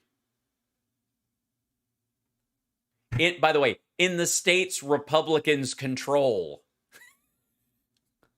They focus on that. That's their focus. Rigging elections. That's what they do. Yeah. And we caught them. Go ahead. Let's talk about No, you didn't. What we just caught was somebody moved the camera on Danny Balls, and the director didn't know it, and it got a little sloppy there for a second. So, immigration. You went there, and we have watched since February. The numbers start at 80 to 100,000. Last month's numbers were 212,000 It's out of control. illegals coming in from over 100 countries. We know 26% of them have COVID. We know that over 114. no, we don't. What happened to the top of the wall? The fuck? What was this? They run out of money right here? This is the gap? The number we're caught are from 14 different terrorist nations and groups. So we've got terrorists, we've got drugs, human and sex trafficking. I know that the opioid crisis and the human trafficking, Yeah, especially. look at this. I mean, how are they not MS-13? Look at this guy. Clearly a coyote, trafficking this poor little girl.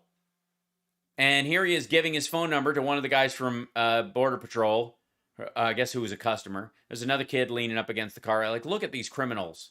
Look at this. This is fucking frightening. They emptied their prisons in Guatemala and let these monsters walk all the way up here.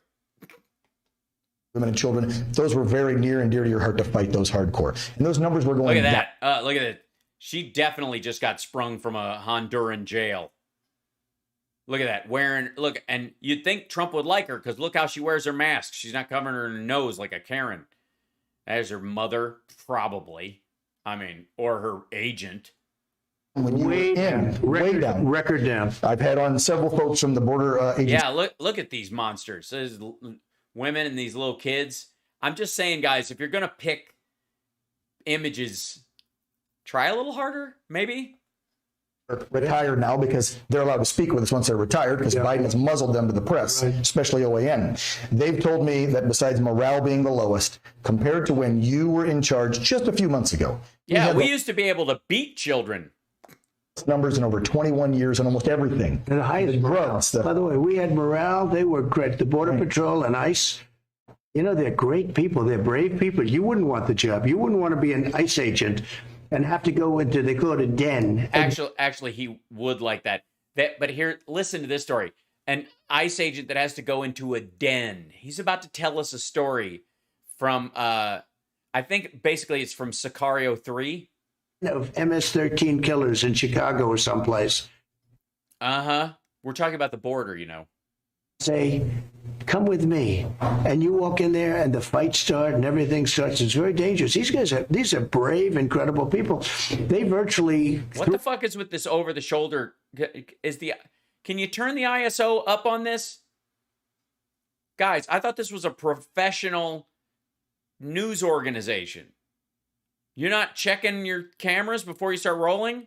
This guy apparently used to be a president or something. And this guy, likes to show his part. Look, you don't give him this. This set's already a dark green. This is not good. To the sidelines. Right. It's really incredible. We're the strongest border in the history of our country. Thanks, COVID.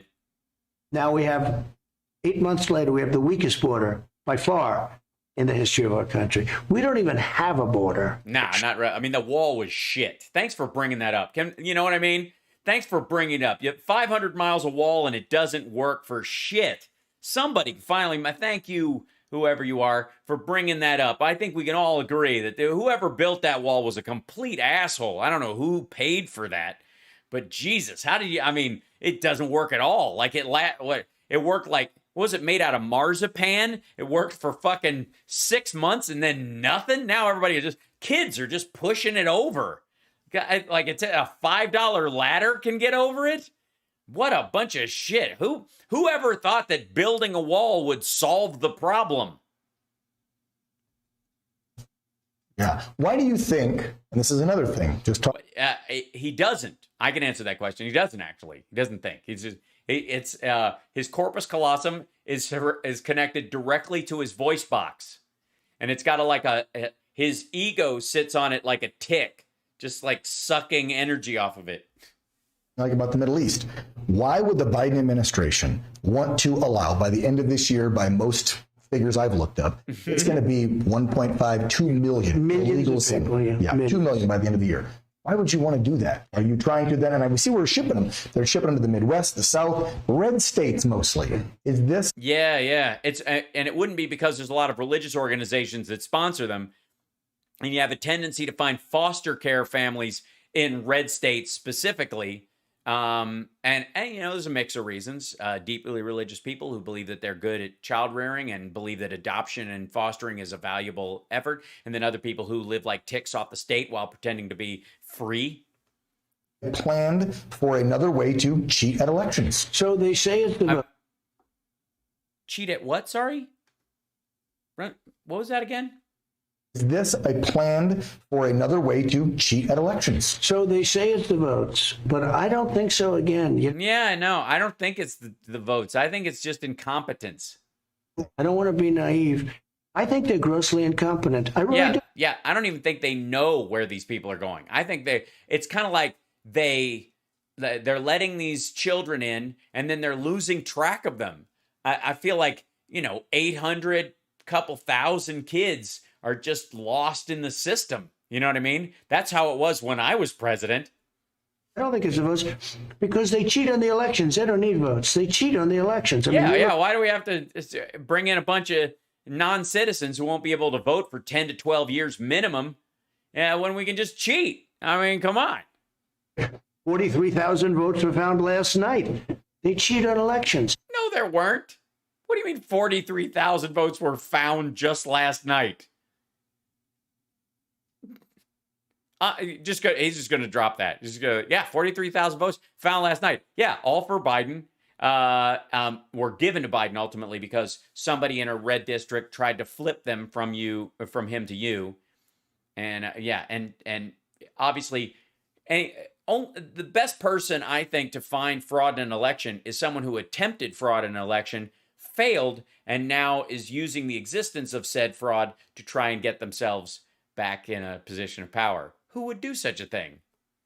When you cheat on elections, you don't have to destroy the country. No, you don't. That's the great thing about it. I mean, are you really destroying a country when you're cheating on elections? Our country will not survive this. Our country will not survive. Yeah, that's a way to believe in America. I mean, the patriotism.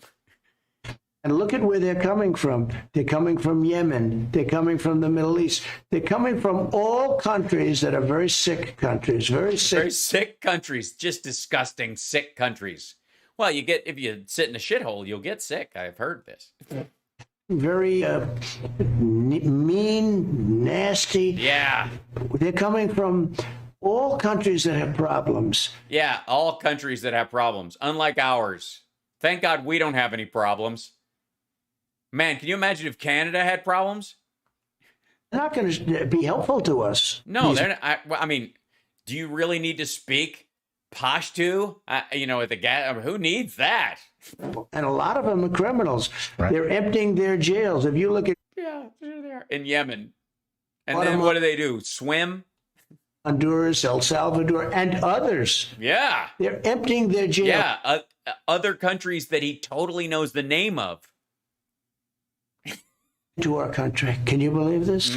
Yeah. The other day with SCOTUS, though, your great executive order of the stay in Mexico policy that was working for 3 or 4 years. Biden, of course, reversed the first week he was in. SCOTUS ruled against that. So that's one good win. Stay in Mexico. Yeah. Yeah, it's going to get overturned. They just don't think you can undo it directly because you have this whole big setup and whatever. Make more of it, though. Like it's all over. Yeah. So important because I say stay in Mexico. We don't want you in our country until you can come in legally. Stay in. They had hundreds of thousands of people. Well, asylum claims processed in the country is legally at the border, staying in Mexico, and I built almost 500 miles of wall. Almost. I thought it was over. I guess it's almost. He's not counting the parts that blew down.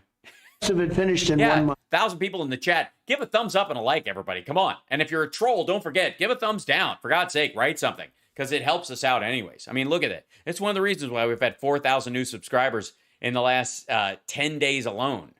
It's largely because the trolls are like, God, and the more they type, the more the algorithm goes, wow, people are really engaging with the show. It can sell ads, even if they're hate watching. And then it spreads out.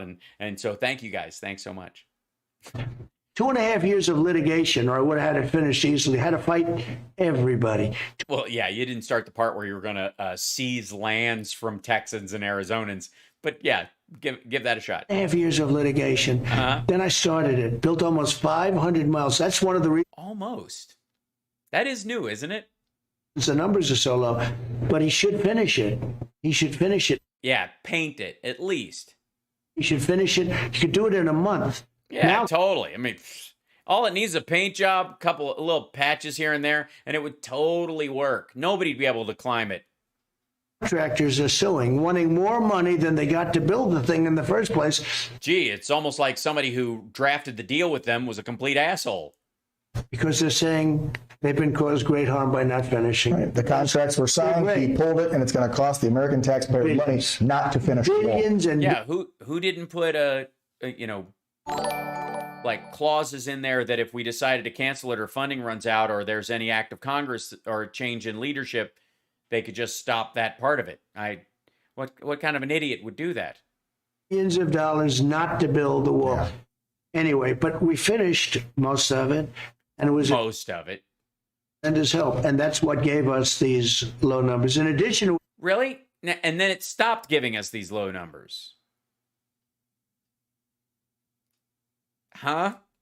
Have a very good relationship with the president of Mexico. Yeah, it's great. I mean, he's dumping his prisons. He's got a great relationship with the president of Mexico, who is letting all the rapists and murderers out of his jail and human traffickers who mostly deal with women and children and drug dealers. He's letting those out of their jail. And apparently they're on the promise that they're going to walk straight to the American border and go into America. But he's a great guy and I love him. We get along very well. Politically, we disagree, but the whole part about releasing his murderers and telling them to go into the country into America is so. 8,000 soldiers free. You know why they were free? Because I said otherwise they're going to tariff their cars. So he gave us 28,000 Mexican soldiers free. Mexican soldiers. Yeah, should have put them on the southern border. In theory, if that's where the mass of people were coming, that would be a strategic decision that you didn't make. But also, so you didn't tariff their cars. So you sacrificed American auto sales. And all right, okay. And it kept our borders so safe during the construction of the wall. Now the wall is almost built, and he doesn't want to finish it. He doesn't want to just do the connections. Yeah, it's the little connectors. That's where they're coming through. I mean, they're pouring through. I mean, they're not, but It's a shame. We were there in March with my team. the word is sham. It's pronounced sham. There's no E on it. In a 2-3 hour period in Yuma, Arizona, saw probably 150 people cross. We questioned a lot of them that could speak with us.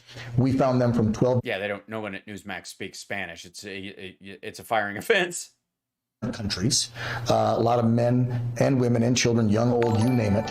And what's interesting is when we talked to the border agents, they were telling me that somewhere between 45 and 55% of them are not even on the border anymore. They're so busy literally babysitting, going to Walmart and buying formula and clothes. So our border, besides whether the wall will be complete or not, Going to Walmart to buy clothes. Okay. 50% of the agents aren't even. Oh yeah, because they keep finding children as opposed to military-aged males. And so instead of being down there whooping and kicking ass, they got to go buy diapers. So my question to you is, we've now got Afghanis that are going to be coming into this country. And Yeah. I mean, are they though? I mean, they're probably ISIS, probably came from Iran. I mean, they speak some foreign stuff. Do you even know? we know they're not all being vetted. There's no way they're getting out and vetting them properly that quick. We've got a port Well, they're not bringing them here that quick. southern border that we know at least about 100 people on the have watched us have come through.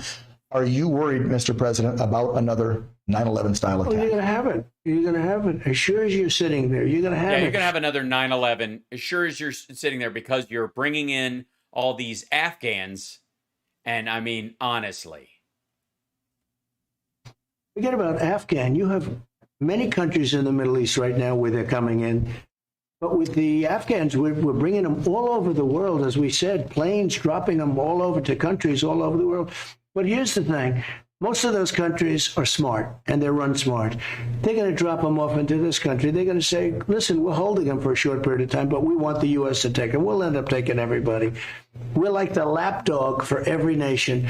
The lapdog for every nation. And that's how you the lapdog takes all the Afghans. Look at when you look at, as we said, NATO, the way they use us, and then they kill us on trade.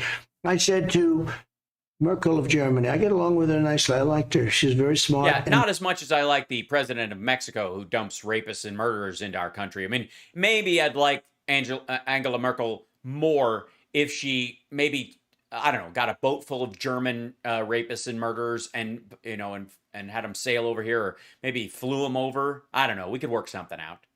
Good for Germany. I said, you don't treat us right. We can't sell cars in your country. How many Chevrolets are in the middle of Berlin? Oh, I don't believe any. You're just about right. I think there's one. It's in a museum. I said, how many Fords are in the middle of another German city? And yet we have 52,000 troops. See that angle? They didn't bother. Maybe he insisted. Oh, that makes sense. I just figured it out. Trump saw the well-lit version of this angle and poo-pooed it. So they because he looks like crap. So he looks fantastic right now. But they muted the light because he didn't like what he looked like. Makes total sense. Over there to protect them against Russia.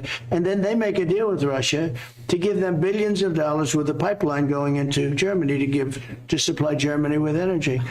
So let me ask you a question, Angela. So you pay Russia billions of dollars for energy, and we protect you against Russia. That's not making a lot of sense. I'm the one that exposed the pipeline. Nobody ever talked. You probably never even heard of the pipeline going in. Nord Stream 2, nobody talked about it until I came along. And Putin even said, you're killing the pipeline. It's true. I was very tough with Russia, but getting along with Putin is a good thing. Getting along with Xi, I get along great with Xi of China. Yeah, great. I mean, he was very professional. He was very transparent about COVID, as you've told us many, many times, especially right in the beginning of it. You said it over and over and over again. And then while you were making the deal. I get along great with Kim Jong-un, but now he's angry because he's angry about something and he's doing the nuclear stuff again. The nuclear stuff, hey, slow down with the mumbo jumbo, okay? Some of us aren't all tech savvy. Play games with nuclear. Why don't the Democrats understand you keep your friends close, but the enemies closer? And that's what. Well, because your definition of closer is fucked up. Like he gave Putin information that led to the death of an Israeli spy. Like, that's too close. You did. Well, I got along great with most of the leaders. The only ones I didn't get along really good with Were our allies? weak ones, but those are the ones we didn't have to worry about. But I got along really great with the leaders. Yeah, great. And like getting Oh, along with, do we have that? Well, we should check that. That's not a bad idea, guys. Hold on. Number of U.S. cars sold in Germany. Let's see what this is.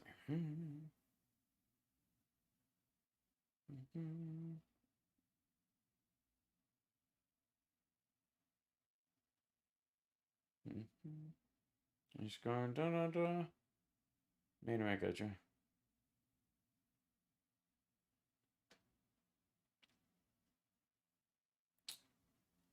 Well, this isn't exactly the plan. Made in America, the German cars Trump doesn't want. President Trump has followed up a fractious weekend summit with major U.S. allies by repeatedly accusing them of unfair treatment on trade. The European Union doesn't take a lot of what we have, and yet they send Mercedes into us. They send BMWs into us by the millions. It's very unfair, and it's very unfair to our workers, and I'm going to straighten it out. He's complaining about foreign tariffs and trade surpluses are by now familiar. Here are the facts. Trump says there are too many German cars. Trump told French President Emmanuel Macron during a recent meeting in Washington that there are too many German cars in the United States. He also raised issue with the German Chancellor Angela Merkel in the past, threatening to tax German car imports 35%. Economists say Trump is missing two key points. German automakers have opened big factories in the United States, dramatically reducing their need to import cars. Plus, targeting German car makers would hurt American workers and the U.S. economy. German automakers sold 1.35 million vehicles in the United States in 2017, and about 8% total U.S. car sales. Of those, only 494,000 were exported from Germany to the United States, 25% less than in 2013, according to the German Carmakers Association. Most of the remainder were made in the United States and in Mexico, where he could have tariffed them, but he needed soldiers on the border, which has a free trade agreement with the United States. Oh, when did that happen? GM and Ford also make cars in Mexico for delivery to the United States. German car factories employ Americans. We know all this. Let's see. I will look up let's see.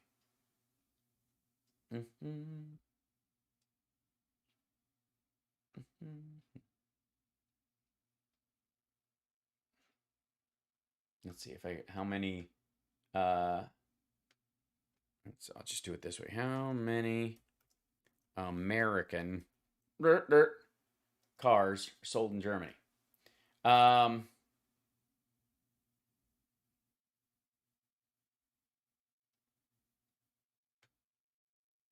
This is from April 30th, 2018.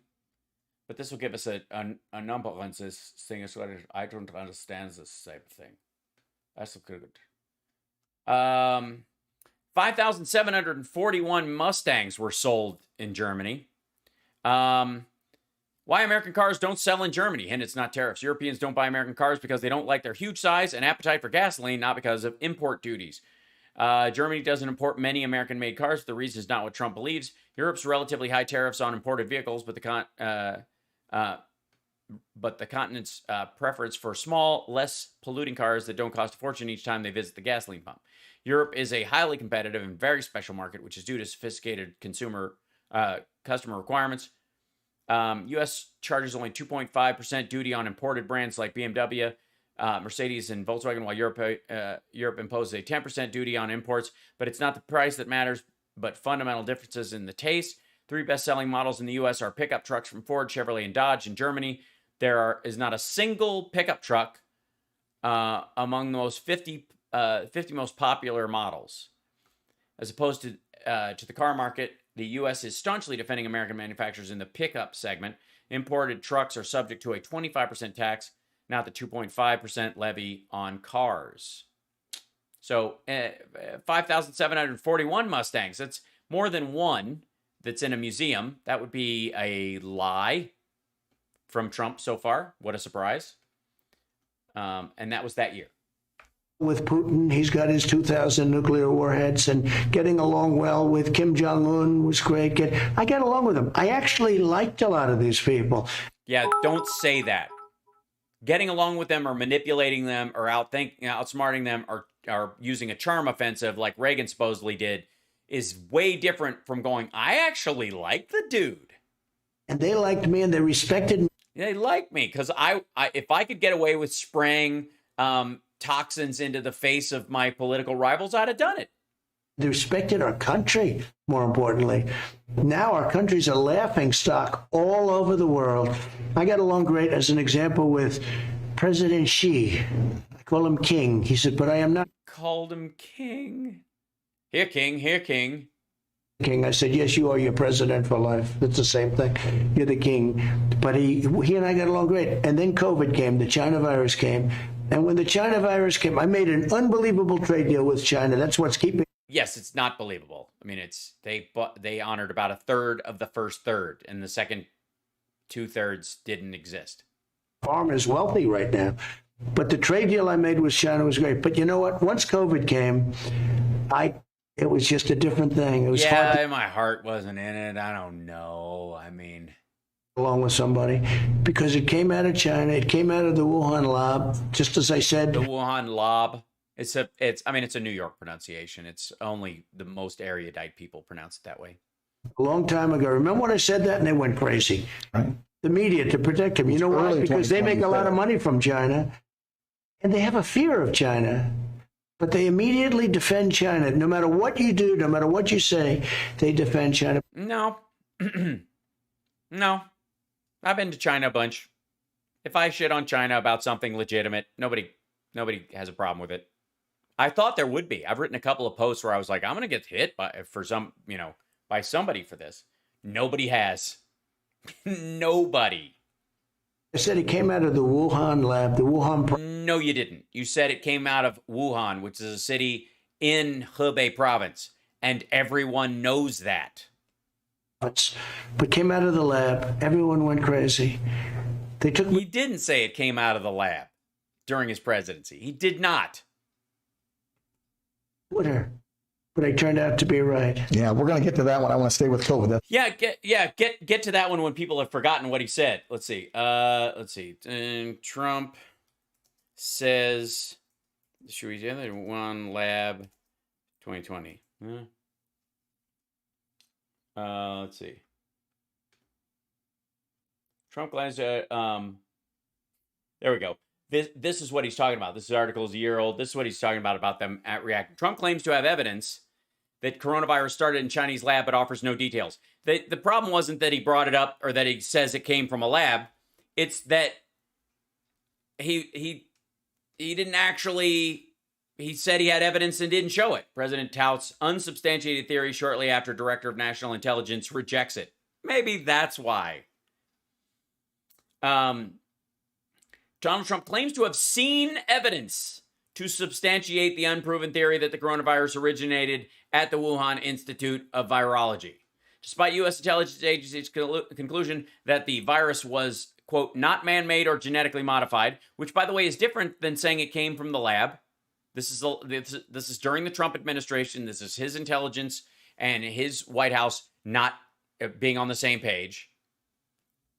We're going to see where it comes from, Trump said at a White House event on Thursday. We have people looking at it very, very strongly, scientific people, intelligence people, and others. We're going to put it all together. I think we will have a very good answer eventually, and China might even tell us. Sure, why wouldn't they tell you?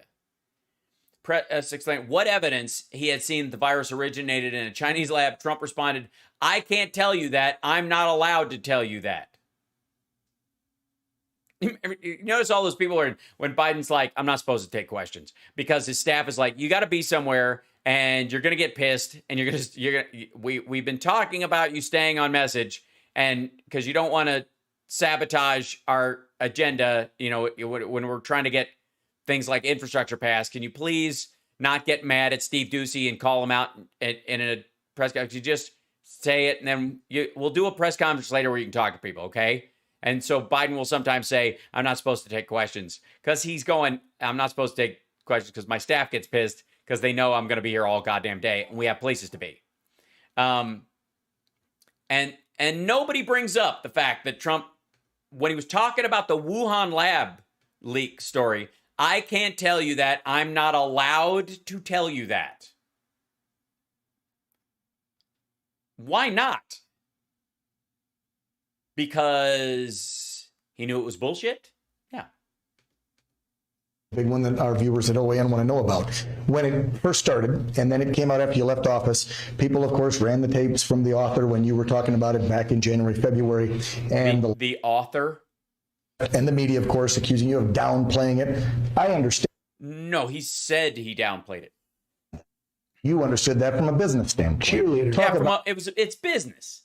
You downplay a safety, you know what I mean? Like, you know, in the same way that, I don't know, the mayor of Amity downplayed the shark in the water. exactly. You're not going to instill fear in a nation, especially when we have the best economy. Well, no, it's not about fear. If you're standing on railroad tracks and someone's going, I don't know, it doesn't seem that big. I wouldn't worry about it. It's a tiny train. It's not even a real train. It's like a toy train. It's fine. It's not, I mean, nobody's been hurt. Like 14 people have been hit by this tiny train and they're all getting better. I wouldn't worry about it. Just keep standing on the tracks. We'd seen in how many decades under you? We had 8 million more jobs than we needed. Hispanic, black, Than we needed. you name it, the jobless numbers, they were the lowest ever in history, right? Best ever. Was there any missteps? Do you regret anything with the handling, or did you do at the time and looking back in retrospect what was right for not hyping it up and scaring a nation? Yes, not hyping it up and scaring the nation. Look,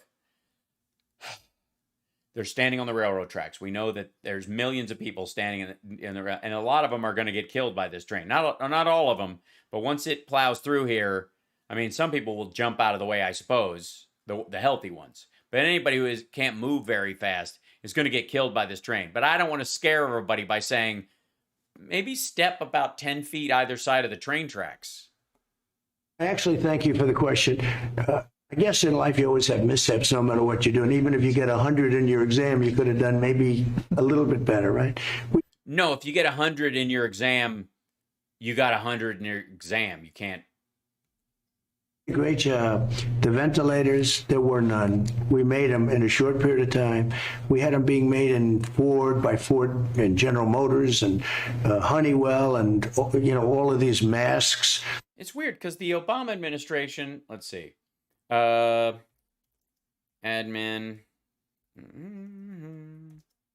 ventilators, deal, Trump, something along those lines.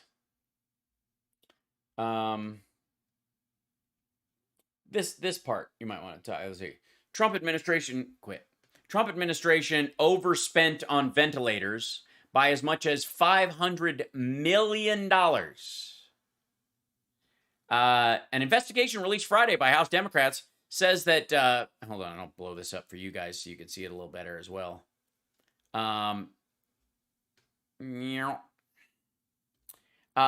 Let's see. Released by House Democrats says President Trump's administration overpaid by up to $500 million on ventilators as the coronavirus pandemic first struck the United States. In a review of thousands of pages of internal administration documents, Democrats on the House Oversight Committee said Philips North America was contracted to deliver 43,000 ventilators to the federal government for a significantly higher price than it did under previous contracts for functionally identical ventilator models delivered under contracts dating back to President Barack Obama's administration. The American people got ripped off, and Donald Trump and his team got taken to the cleaners. The Trump administration's mishandling of ventilator procurement for the nation's stockpile cost the American people dearly during the worst public health crisis of our generation. Democrats called for Philips to return the amount of money they said the government was overcharged. Philips denied the report's findings, saying the company did not raise prices in relation to the pandemic and agreed the increased price for the ventilators actually represented a discount. Said in a statement that the company did not recognize the conclusions of the subcommittee report, and we believe that not all of the information that was provided has been reflected in the report. I would like to make clear that on no occasion has Phillips raised prices to benefit from the crisis situation. They weren't accused of gouging, asshole. You had a contract to supply some. Trump got rid of it, and then when he asked for more, you were charging him retail. The report, however, disagreed with Phillips' claim. A functionally identical ventilator was delivered to the Obama administration under a 2014 contract for $3,280, based on the report's review of purchases between December 2019 and May 2020, and other small purchases, even those that purchased only one ventilator of the same model, secured them for as low as $9,327. No American purchaser paid more than the U.S. government, the report said. What was they gave the price? Yeah. According to Phillips, the list price of the ventilator ordered under the contract is $21,000. We were so good with ventilators. We had a great deal. We made a great deal. We paid twice as much as Obama paid for this. We were doing what we did. All of the cupboards were bare, including the U.S. cupboard. And you left it that way. The U.S. cupboard? Didn't have anything. We didn't, because nobody really ever thought a pandemic would happen. Nobody ever thought a pandemic would happen. Nobody. Hold on. Obama forms pandemic response team.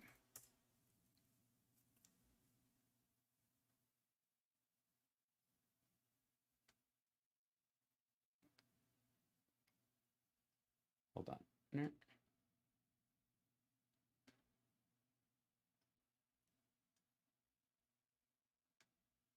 Let's see. Dun, dun, dun.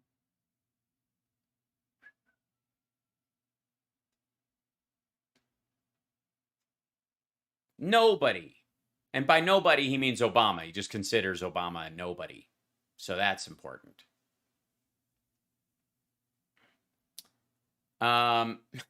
In December 2014, then President Barack Obama warned that the United States needed to prepare for an upcoming pandemic. Nobody thought it was going to be a worldwide pandemic. I mean, come on. On that, and I said That was intentional. If they were as good at fighting wars as they are at stealing elections, and Wait, it already went back to that? Where happened? Okay, hold on. Not to finish the wall. billions and billions of dollars, Hold on. Probably 150 people cross. We questioned a lot of them. you don't treat us right. We can't sell cars in your. I get along with them. I actually like. Where are we? Just as I said a long time ago. Remember when I said that and they went crazy? Right. Everyone went crazy. They took me off Twitter, but I turned out to be right. Just as I said a long time ago. Remember when I said that and they went crazy? Right. The Wuhan The media lab to part. protect them. You know why? Early Because they make a lot of 2020s. money from China. They took me off Twitter, but I turned out to be right. Yeah, we're going to get to that one. I want to stay with COVID. That's another big one that our viewers at OAN want to know about.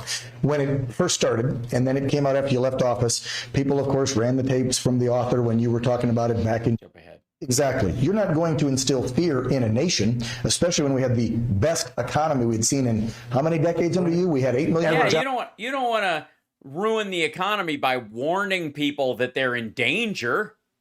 We needed Hispanic, black, female, you name it. The jobless numbers, they were the lowest ever in history. They weren't any closer to the white and Asian numbers, which is the separation. See, you don't get points for changing anything unless you taper those numbers closer to each other and lower them altogether. Best ever. Was there any missteps? Do you regret anything with the handling, or did you do at the time and looking back in retrospect what was right for not hyping it up and scaring a nation? Well, I actually thank you for the question. I guess in life you always have missteps no matter what you're doing. Even if you get 100 in your exam, you could have done maybe a little bit better, right? We did a great job. The ventilators, there were none. We made them in a short period of time.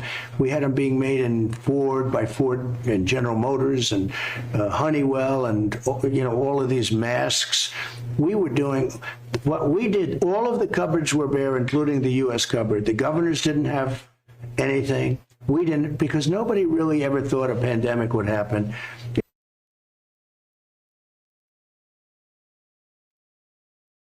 We have to put in place an infrastructure, not just here at home, but globally, that allows us to see it quickly, isolate it quickly, respond to it quickly. So that if and when a new strain of flu, like the Spanish flu, crops up, 5 years from now or a decade from now, we've made the investment. And we're further along to be able to catch it.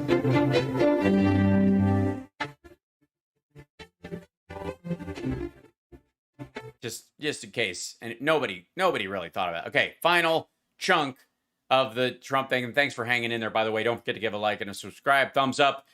Think about becoming a patron, patreon.com/HalSparks. And then, of course, there's lots of other ways you can support the show with bits and subscriptions. And if you're an Amazon Prime member, you can join on Twitch for free. You can use your Amazon Prime account, and it doesn't cost you a dime. It helps the show out. Or you can, subscribe otherwise. Okay, now I've said that part. I'm trying to get better at doing that regularly, and I just don't do it. And, of course, we way past the 666 number in the chat room. Usually when we hit 666 in there, we get everybody, people kick in $6.66 in the super chats. But now we're at 1,000, so it might be $10. I don't know how we're going to do that.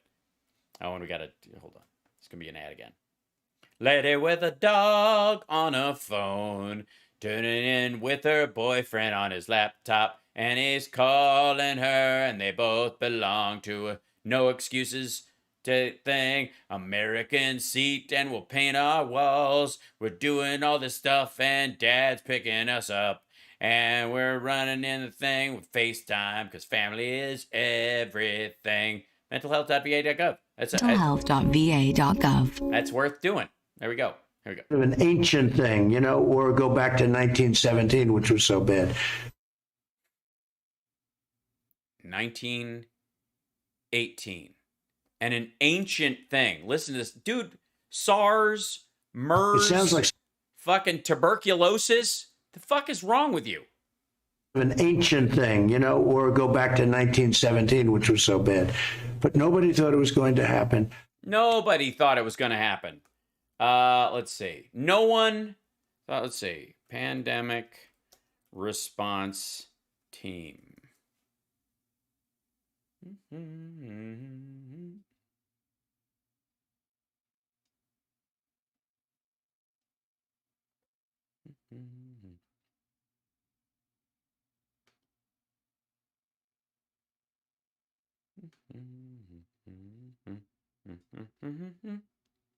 No one thought there would ever be a pandemic, especially not like the one that was in 1917, which there wasn't one, so why would they think there was? Let's see. Nobody thought there would ever be a pandemic. Why would you have to gut a system that never existed at all? We got into gear, and then, of course... Yeah, when you got into gear, after you dismantled the vehicle and had to put it back together? The FDA, and I forced them to sheer will, and I was nasty to them, too, because they're a bunch of bureaucrats. I forced them. Look how long it takes them to get everything approved. But I forced all those fucking safety regs. to get a vaccine done. Now, you have a lot of, people feel differently about vaccines, and I think mandates are terrible, and I think giving it to young kids are terrible. I think they have to go to... Giving it to young kids are terrible? That's what you're saying? So you didn't vaccinate your kids? So Eric and Don Jr. and Ivanka and Tiffany weren't vaccinated when they were kids? They didn't get the whooping cough vaccine? They didn't get all the vaccines they need to go to elementary school or kindergarten? They didn't? No? They got to get there. You look at other countries where Germany, where they start in school, and other countries where they start in school, and there's like no incidence of anything. But we have a whole different kind of a mindset. I think we did. There's no incidence of anything in German schools starting? What the fuck is he talking about? Phenomenal job on the China virus, except for one thing, public relations. But no matter what you did, remember for a while I was doing a news conference every day, and people love the news conference. Yeah, the whole light bulb up your ass, pour bleach down your throat, see what works. They're going to check it out very strongly. Show on television, just about, right? Wait, you mean Mr. Cuomo's wasn't? Yeah. The most watched show on television. Yeah, we were in a massive disease spike, and people were hoping to hear some information that would keep them from dying. And when you weren't on, sometimes they did. How did He got an Emmy for it. How did they take it? President. How did They took it back last week. So anyway, oh, they did take They took the Emmy back. Okay, I have a couple. I'll give him one. So here's the thing. So we got the word out, but the media is fake. They just don't want to report it the way it is. We did a They great. ran it uninterrupted. In addition, we report all of our COVID at a level that nobody in the world does. If somebody's dying of a heart attack and dying of cancer, and they're somewhere close to being somebody with COVID, they put it down as COVID. Because No, they do not. They certainly do. What the fuck? They had a heart attack, but I think somebody's got COVID next door. Let's just mark it up as COVID. And I'm sorry, this is how you ran the fucking country?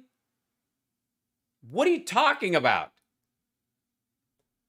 or not, the doctors get more money. Yeah. You know that, right? And we Why would they get more money? The vaccine is free. How do they get more money?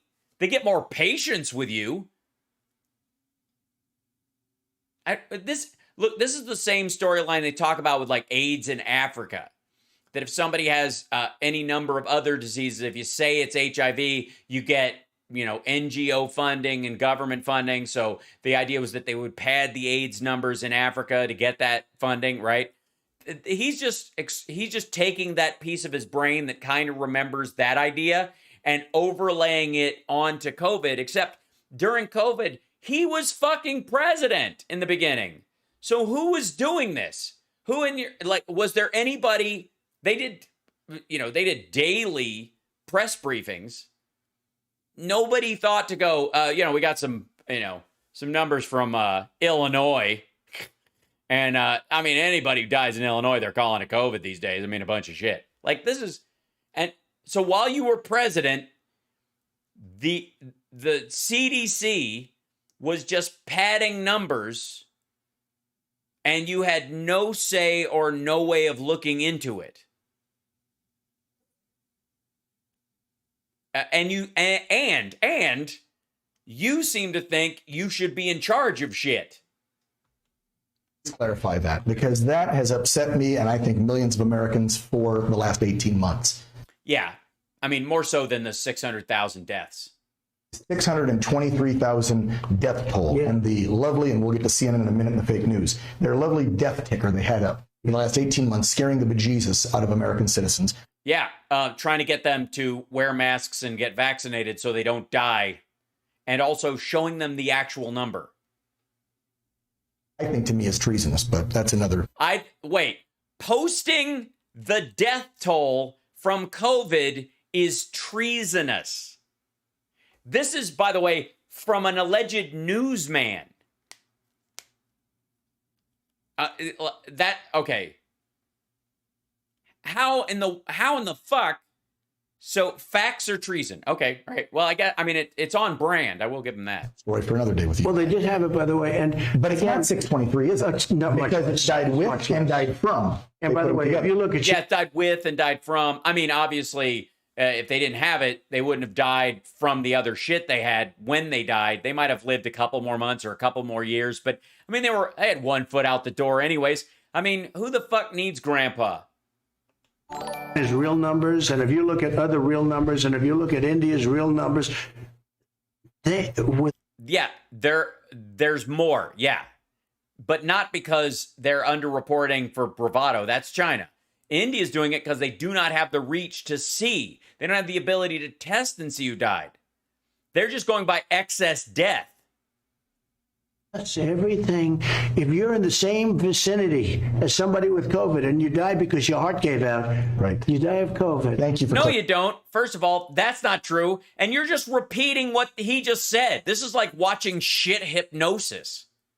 that. And everyone knows it. He just said that, and Trump was like, I heard that if you have a heart attack near someone with COVID, they call it COVID. Yeah, you just heard it from him. I hate to say it, Imagine having a brain that fucking porous.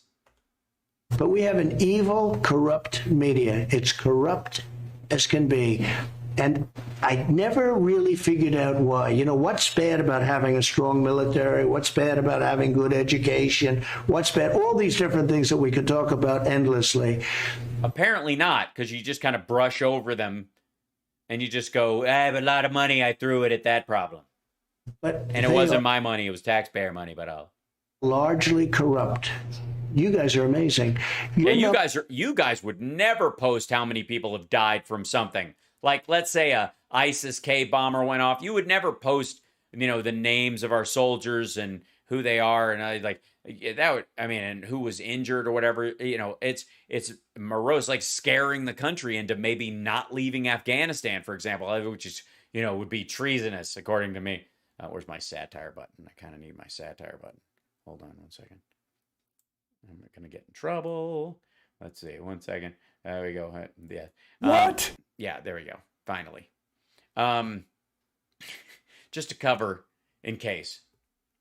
Are far better. I have to tell you this, David. OAN, your numbers are far better than anybody knows. They don't do the Nielsen on your network. They don't do the Nielsen? You mean the company that Rupert Murdoch purchased and moved overseas, and then magically Fox started outperforming everyone? So many people are watching what you're doing. The election fraud of 2020 is the single biggest thing they want to watch, and other networks don't. Yeah, this is your your election fraud arama outlet. It on because they're afraid to put it on because they've been silenced. We don't like being part of the system because the system is corrupt as hell. All I'm saying is your numbers, any numbers that you see, and you don't see those numbers, so No, because posting those numbers would be treason. many people are watching OAN. We'll get to media in a second. I want to say on COVID just real quick because I had some viewers. Yeah. Thanks for the rusty trombone, but I don't need to hear it, Mr. President. I'm going to run as a MAGA candidate in 2024 if you don't. Messages in to me to ask you, I'll paraphrase what they were asking. You just mentioned that you are all for personal choice when it comes to the vaccine for adults. You don't believe kids should take it. That's where I'm at. It should be a choice, right? And as far as the mask mandates and the... Yeah, it can be a choice, but other people have the right to make a choice, especially in large groups or in private industry, whether or not they let people who have made the choice not to in the fucking building. lockdowns, some of these governors from Whitmer to Cuomo to Newsom, what they did to their states over the last 18 months. What they did? What they did? Since it's close to my heart, and let's see. Surplus taxes up. There you go. I mean, this is a long. This is a long. What? I'm sorry. What did Newsom do? Sorry. He what it happened with what? With a 76. Can I just, for the record, Gavin Newsom, $76 billion surplus. California. That's almost a half a day in Afghanistan California could pay for. Aided by an astonishing nearly $76 billion budget surplus, California Governor Gavin Newsom on Monday proposed tax rebates of $1,100 for millions of households, more than $7 billion to help people affected by the pandemic to cover rent and utilities. Direct stimulus checks are going into people's pockets and direct relief. That's meaningful, Newsom said. This is a long time ago. This is May 2021. And I have one question. Can you guys just not make it so easy for me to dunk my nuts on your forehead? Can you please? Absolutely ridiculous. Yeah, I mean, make it sporting, yeah? Make it sporting, at least. States are actually doing worse. It's amazing. The lockdown states have done essentially worse than states that... Essentially, except for the non-lockdown states are overrun with Delta right now, and you're a moron. Lockdown. Now, I have to make one statement, though. I am extremely... Oh, yeah. OAN's got great ratings, but flies in the set. Proud of what I've done, because I got the FDA to do something that would have taken them 5 years. I got it done in less than 9 months, and we got it out. Yes, and that is the primary reason why a lot of your supporters will not take anything that came out of Operation Fart Steed. Captain's log. Bought billions and everything else. At the same time, freedom and choice and all of those things you have to have. You can't force. You can't force people to do it, but you also can't force people to let people in their building that haven't been vaccinated either. And by the way, what the fuck is that on the top of your head? Just saying. To do it. I also think that Biden's been a very bad seller. I was not having any problem. You know, we were doing millions of vaccinations, millions. We were doing phenomenally. Yeah, it was all Democrats. He came in, and people don't trust him. That's why they. No, your people don't trust him or you. Not getting the vaccine. People don't trust him. But I believe without it. Maybe if you snorted it, maybe it's not an injection. Maybe your people are just wusses and they're scared of needles. Would have had another Spanish flu. 1917 killed almost 100 1918. people. I think we would have, and this is worldwide. I'm talking about worldwide. But at the same time, you have people that for good reason, for their reasons, they don't want to have it. I don't think you should be Well, no, for their reasons, sure. Good reasons, no. forcing them to have it. You think it's safe if people want to do it? Adults, other than that, you should have the choice. My question to you on finishing up this line. Thanks. By the way, thanks, Bowles, for Danny Bowles. Thanks for clearing up what he said and making it more concise and intelligible for him, because that's what a good interviewer does. Is when the person you're interviewing is a fucking dunce and talks out of both sides of his mouth and his ass at the same time, it's important to just kind of recap for your crowd. Would be the media, Mr. Biden and Mrs. Harris, for months, to me, scared the American people, telling them they wouldn't trust a vaccine coming from Donald Trump. That's right. And the minute they take No, they said they would trust the scientists in the CDC if they said doing it. If he comes out and says it's okay, but they don't, no one was going to take it. And the opposite is also true. At this point, it does not seem to matter if Trump says take it and the CDC says take it. Alex Jones thinks he's a fucking moron, a dumbass, I think was the word. And none of his followers want to, like his hardcore followers. He got booed at his own rally in Cullman. fraudulently, it's you better take it or else. It's now a forced vax. And your thoughts on the passports we're seeing in some of these cities? I never understood when they came out, would you take the I trust nothing given to us by Donald Trump. Then as soon as they took off, they said, oh, the vaccine's the greatest thing ever. It's the greatest thing. They had nothing to do with it. Remember, Biden in his speech said, and we will come up with a vaccine. Well, he got the vaccine 2 months before that. He got the vaccine on December 11th. Right. So it was 2 months before that. And I said, was that a... So on December 11th, any concerns he had about your belief in it versus the CDC's had been put to bed. So your argument that people won't take it because they don't trust Biden when he took it is stupid. All right. Meant a bad moment for him, or did he actually mean that? But they said we wouldn't trust anything from Trump. They did another very bad thing. When they paused Johnson & Johnson, they paused. You know, Johnson & Johnson is a great company, but it doesn't do as well as Pfizer with government. The people running Pfizer have a great relationship, let me put it that way, with government. You notice now they're coming in with boosters and this and that. Yes. Pfizer, what they did. And they came out and after me, and 2 days after the election was over, they announced we have a successful vaccine, 95%, all that. And I said, I think most people knew that. But remember this, the press made that. No, there's actual dates. You wanted them to jump the date. They went, we tested in this date, we got these started, we will have it by this date. And he was like, bring it, just find it for 11,000 votes and 4 days for me. Story in history, because it was after the election. If it had done 2 days before, and I think most people knew, and I was saying to everybody, we have it. But if it was done 2 days before, the press would have made it a very small story. They would have said, ho-hum, there's a vaccine, no big deal. Everybody knew it was going to happen. Yeah, just like after the election, COVID was just going to disappear. There'd be no more lockdowns or masks. I actually think that I like ivermectin. I don't know why anyone would take anything from the government. I've never felt better in my life in this particular situation. Tell him about only enter, Mr. President. Only enter.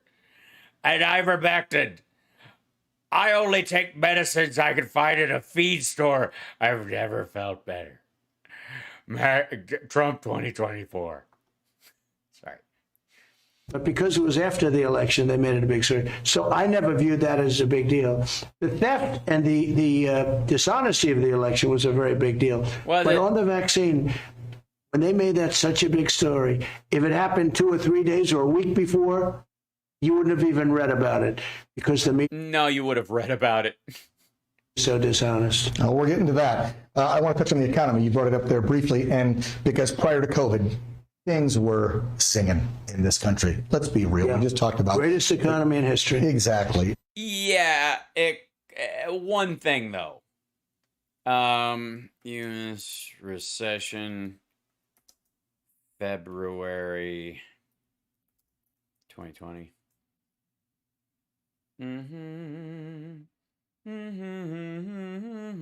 Now, obviously, no one in Trump's crowd is going to.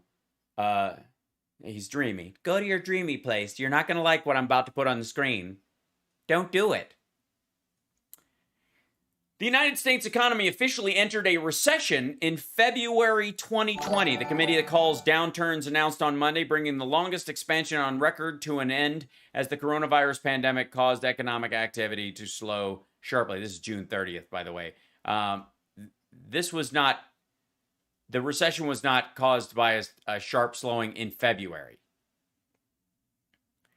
There you go. Hey, how about this?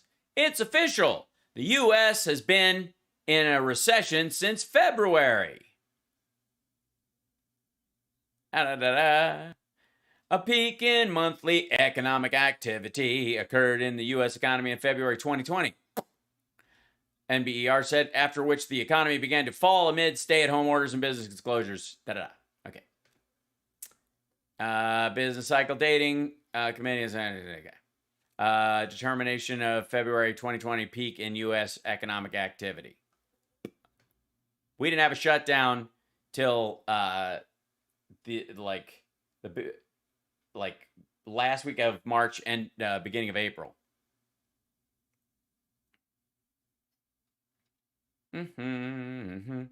It's official. The recession began in February.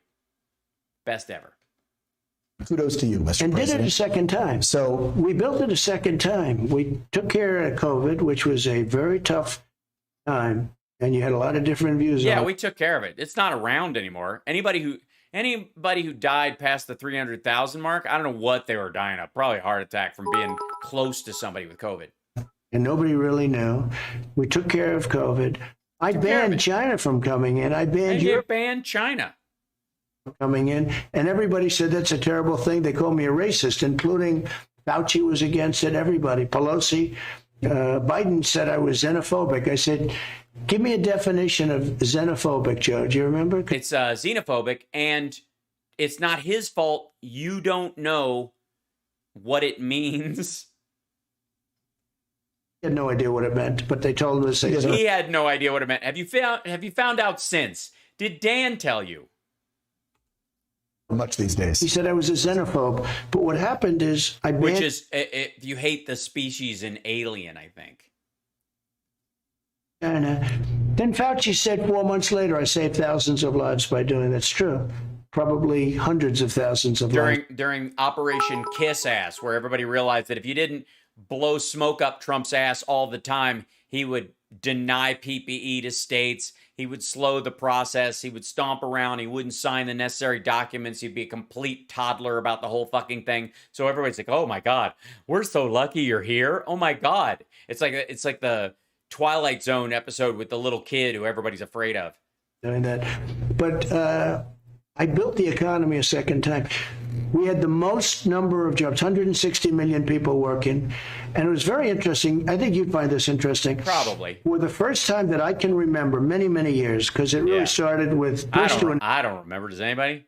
but with Obama, the hatred in the country. There was tremendous hatred. We had an economy that was so strong. African American, Asian Americans, everybody, Hispanic Americans in particular, they were doing so great. Everybody was doing great. Women, men, with diploma, without diploma, MIT graduate, and somebody that didn't go to high school, everybody. Every group was the highest it ever was. We had 160 million jobs.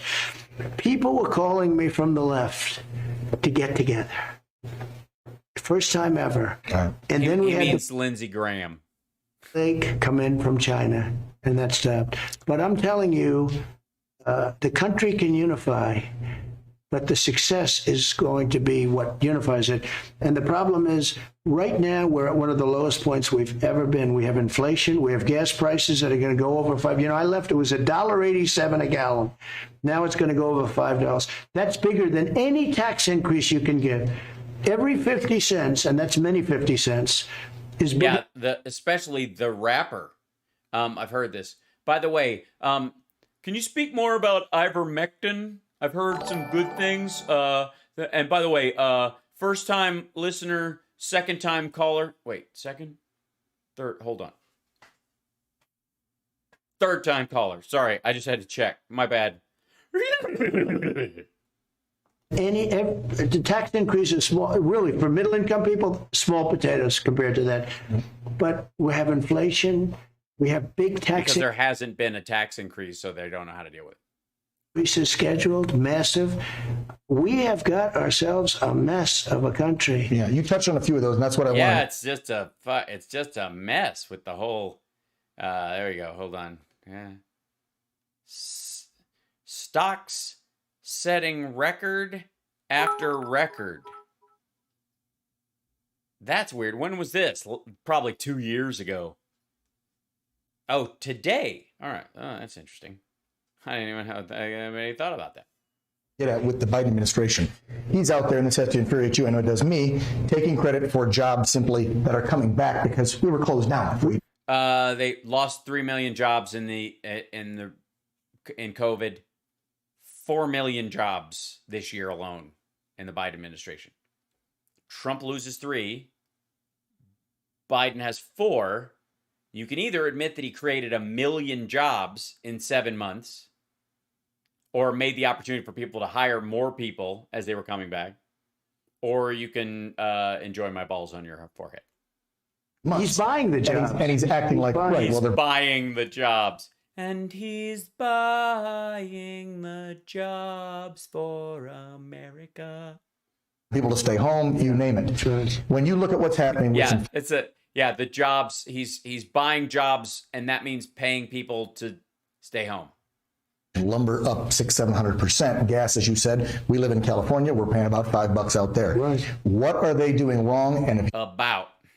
we're in right now, what would you do differently? Yeah, what would you do? What would you do differently on a material level? Give us some. I mean, kind of like the Afghan plan, which you succinctly spilled out earlier, which was what was it? Oh yeah, we should have hit it really hard a few years ago and let it rot, and then May 1st was not really a date, and we were going to stay for at least a couple more years. You know, give us some real details about what you would do about gas prices.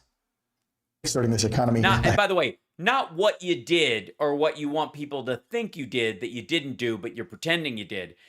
Don't go into that again. Tell us what you do right now. Also, it's food. Food prices. Food is doubling, tripling, quadrupling. It's not just. No, we're not Venezuela. Food is not doubling, tripling, and quadrupling. When gasoline goes up, energy goes up, everything goes up. That's like a big key. It's a big key. Is there another part to this? Or they just end it? That's the end of it? So I guess he never got around to it? Hold on. Maybe they have to have, oh, there it is. Part 5. Look at this. There is a part 5. Who knew? You ever wonder what human beings taste like? Eggs and butts. And eggs and butts and eggs. Eat your eggs and your butts. And don't forget your eggs and butts and eggs and butts. A butt for your eggs. All right. But one of the things they've done, not only did I give the biggest tax cut in history. Dude, you didn't. Move on. He asked you what you would do. So if your answer is, I would give another tax cut, then you have to let that be part of your plan and then explain where it comes from, what programs disappear because of it, where you would take it from, and how it would even affect gas prices. Also gave the biggest by far regulation cuts. They're putting all these regulations back. Nobody asked you about regulations, shithead. How would you lower gas prices? Specifically, you're in office today. What the fuck? What's happening is prices are going up and we're not able to compete with other countries because they don't have the regulations that I got rid of. Huh? You think our gas prices are going up because of regulations? I mean, obviously, part of being able to solve a problem is understanding the cause of the actual problem. I've noticed, Dave, you've been having some heart palpitations. I mean, we can all see there's a railroad spike in your chest, but let me ask you this. How are your feet? More regulations than any president in the history of our country. Not true. And, I say that at rallies. I say it, and the press never questions me because you know what? They can't. No, I don't qualify necessarily as a press, although I do have a radio show on Saturdays that's spectacular if you feel like checking it out. The Housemark radio program, Megaworldwide, on WCPT radio in Chicago, and I live stream it here. So Saturday mornings, have a cup of coffee, come see me. So I guess on one day a week, I qualify as the press. And I call bullshit on it all the time. Most of the time, people don't call bullshit on it because they don't consider it a major thing and they just let it slide because you have so many other lies. They're addressing the bigger ones in this gish gallop of bullshit. It's true. I got rid of so many regulations. I think it was more important than the tax cuts, actually. If you ask the leaders of big business, it was more important than the tax. Oh, you mean the big woke corporations that the Democrats have control over? We got rid of regulations and everything was good. They're putting the regulations back. They just disapproved Anwar. They just disapproved Anwar. We weren't drilling in Anwar. None of that was working its way into the system. We didn't shut off a spigot from Alaska all of a sudden and prices went up. So again, how the fuck would you solve it? Trying to get it before Ronald Reagan. Ronald Reagan couldn't do it. I got it done. It's a big. Yeah. Ronald Reagan couldn't get us to destroy the Alaskan wildlife refuge and the areas around it for oil that we didn't need. But you could until you couldn't. Energy source probably in the world in Alaska. Right. They just ended it. Yeah. Again, zero effect on gas prices. Alaska should never vote for a Democrat or Murkowski, by the way, which is the same thing as a Democrat. Alaska. We'll get to the rhinos in a what minute. they did. Oh, yeah. Get into the rhinos. Rhinos are actually rhinos are worse in many ways than the Democrats. Totally worse than yes, absolutely. I mean, finally, go after the other Republicans. Oh, terrible. I'll try not to interrupt you, please. The Democrats, at least you know where they're coming from. Yeah. Right. You got us to oil independency. Just the other day, we heard Mr. Biden telling OPEC to start making. Can you believe it? More fuel for us. It's not for us. It's for Europe. And if Europe needs more oil, they will buy it from our providers. And our providers, rather than selling it to us at a lower price, will sell it where they can get the most money for it. And if OPEC is underproducing, which is normally where Europe gets its oil from, along with Russia, and this was the problem when Saudi Arabia and Russia were just producing too much, and that drove the price down to a magical negative 32, which Trump could have filled our strategic reserves, and they would have paid us to fill our strategic reserves, and he missed that deal. Art of the deal, really. Okay. But the Europeans get a lot of theirs from over there. We don't anymore. But if all the oil companies that do produce in the United States can sell it in Europe for a higher price, you think they're going to sell it to us out of patriotism? Why do we need that? We don't. What would be in their mindset, and why in the hell would you stop the Keystone Pipeline, cost thousands of jobs, low energy prices? because it's Canadian shale oil. It's not our oil. It goes straight to market. They sell it at market prices. We don't get like a deal because of it. And if it ruptures, it fills our aquifers where our precious water is with oil and benzene and petroleum byproducts, which are not good to drink, for the record, for anybody who's a big ivermectin fan. And then start buying it again from foreign nations. This And makes no you've sense. heard it, I hate to say it because everybody, but I stopped the Russian pipeline and started Keystone. He did the opposite. He let Russia build that pipeline, the biggest pipeline in the world, by the way, covers Europe, thing called Europe, Germany Yeah, it's a thing called Europe. in particular. And he ended 48,000 Germany in particular, mostly Germany. jobs, and that's the real number, 48,000 jobs in Keystone. And those people are devastated. I don't know if you've seen them or interviewed them. They're devastated. Yeah, a lot of them are going to get jobs because of the new infrastructure plan.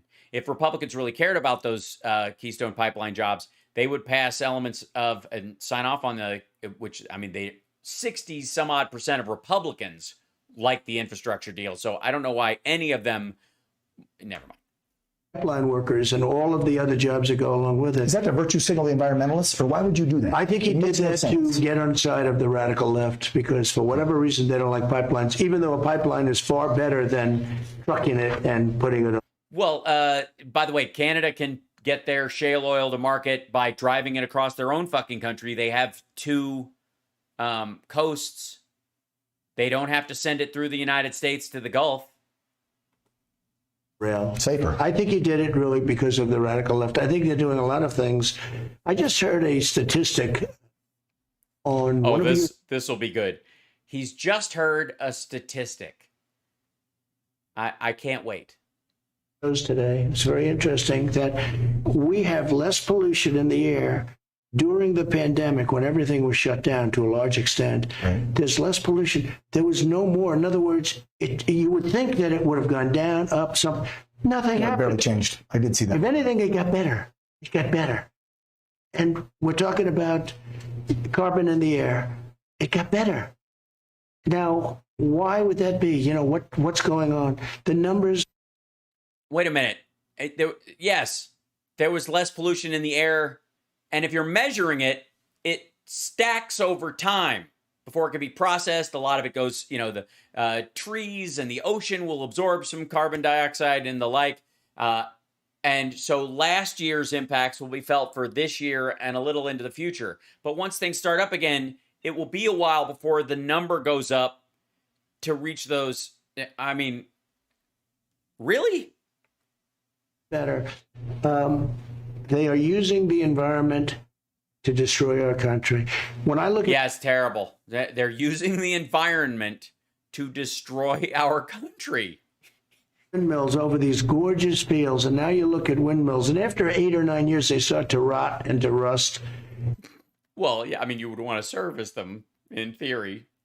They get replaced, but they never take them down. They go to another area. They're always standing up there, rotting and rusting. Go to places in California. Take a look. Oh, at you mean unlike oil rigs? Really? Do we want to talk about dead oil rigs in the country? What are you talking about? Springs, California? It's like a junkyard. I used to live there. It's like a junkyard. You know what I'm talking about? They're all Yeah, over. they're everywhere. I mean, obviously, you try to drive in Los Angeles, but there's like fallen over windmills just everywhere, just millions of dead birds, and everybody's got cancer. All over. Everyone's a different size, a different color, a different And that manufacturer, area and doesn't they're all get that closed. energy, by the way. That area doesn't receive that energy. It doesn't the get people energy. that own those windmills, they ship that energy to different parts of California. That area that has to look at them That has to look at them. You mean the people in the middle of nowhere? the energy. You talked on this. It I got is it. really amazing. Hold on. Wind farms. Let's see. They're all different sizes. It's just gross. Let's see. How many wind farms? Let's see. 5,534. Wind. Let's see. Wind power in California. Wind energy in California. Let's look at some images, shall we? Come on. Ew. Gross. Look at that. They're all different. Well, they're all different kinds of white. And look at the rainbows behind those. It's just ridiculous. And then California offshore wind farm bring the Pacific coast. Look at that. It's gross. These things. And the offshore wind farm. Look at that. Terrible. Look at them. They're all different sizes, except they aren't. Look at this guy. Spreading rapidly. Offshore wind farms, a new thing. Ew. Look at look at this. This is gross. Palm Springs iconic wind farm. Let's see. Could what? Could change dramatically. Let's see what the say. Okay. They may look a lot different in the future. Oh yeah. Let's see. Different types of wind turbines in the San Gorgonio Pass. Okay. They try to do some sort of older and newer wind turbines produce energy on a windy day. And so there's old ones, and then there's the new ones, and the smaller ones, and the bigger ones. And aging Palm Spring wind turbines could be replaced by bigger ones. What? Why? No, that's not what happens. After they stop working, you just leave them there to rot and rust. Replaced. What kind of an asshole? Wind farms were eyesores, then icons. That's not true. I mean, look at all these mapping the wind farms. Year online, 1983, 1985, 2003, 81, unknown megawatts. Look at this. 1985. Gotta go back in time. 2002. Nobles Company built the area's first wind farm in 1982, putting up 212 turbines on a plot of land he owned. Oh, and he owned it. North of the Interstate 10 and west of the Indian Canyon Drive. Over the next decade, energy developers built more than 4,000 wind turbines in the San Gorgonio Pass. Gorgonio. Look at that filth. You can't see the dirt. Just sick. And then, of course, killing birds, giving everybody cancer. It's a very expensive energy. You know, we have natural gas, which is very clean. It costs us nothing. When you see those big plumes of fire, we're throwing it away. We're getting rid of it. When you see those big plumes of fire, we're throwing it away. We're getting rid of it. We have natural gas for nothing, and it's powerful. And then you look at these windmills that are all made in Germany and China, almost all of them in China, but a lot of them in Germany. And when you look at these massive things, they kill the birds, they destroy the landscape, destroy it. And people, you know, they're machines, they burn out. By the way, let's see. Birds killed by windmills versus house cats, I think is the status. Let's see.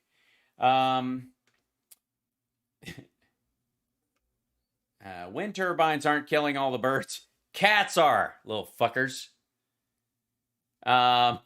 Wind turbines killed about 234,000 birds last year, whereas cats killed 2.4 billion. Just, yeah. Yeah, but at least cats don't give you cancer. Or do they? And nobody takes them down. And what you're doing to our oceans, even our fish, I mean, you know, you can go to the step where it really creates a lot of havoc down there, right, which makes sense with the vibration and everything else. So you take a look at windmill. It's very expensive and ugly. Solar is pretty good, but it also takes large, vast numbers of acres. You know, if you ever look at these solar farms, right, and it's a weak energy by comparison to what we already have. And aren't we getting most of the technology from China? Or we get the technology, we get the panels from China. Right. We get most what? Solar panels from China. So they love it. No, they don't. Do they? Let's see. American Solar Panel Company.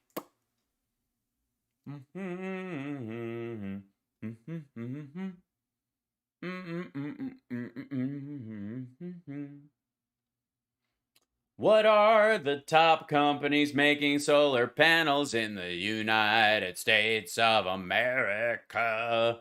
Auxin Solar, Certainteed Solar, First Solar, Global Solar, Green Brilliance, Lumos, Prism and Seraphim Solar. Top 10 manufacturers of Energy Sage. Who makes solar panels in the United States?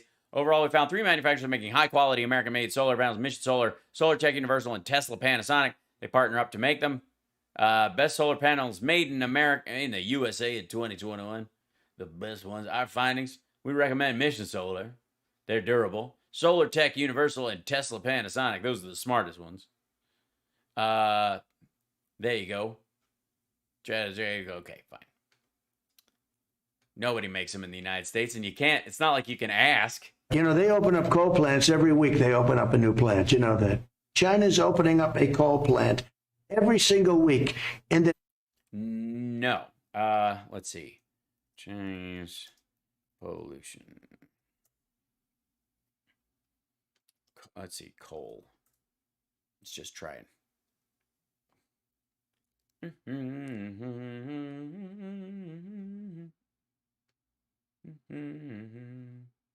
Where is it? Whoops.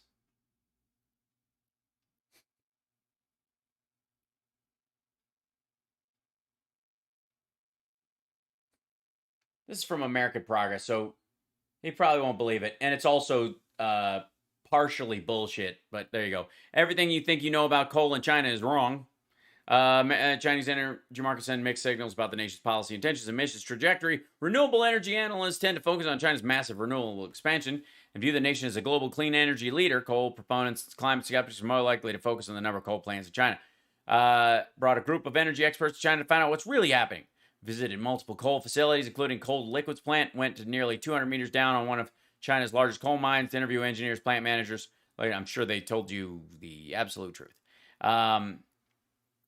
Let's see.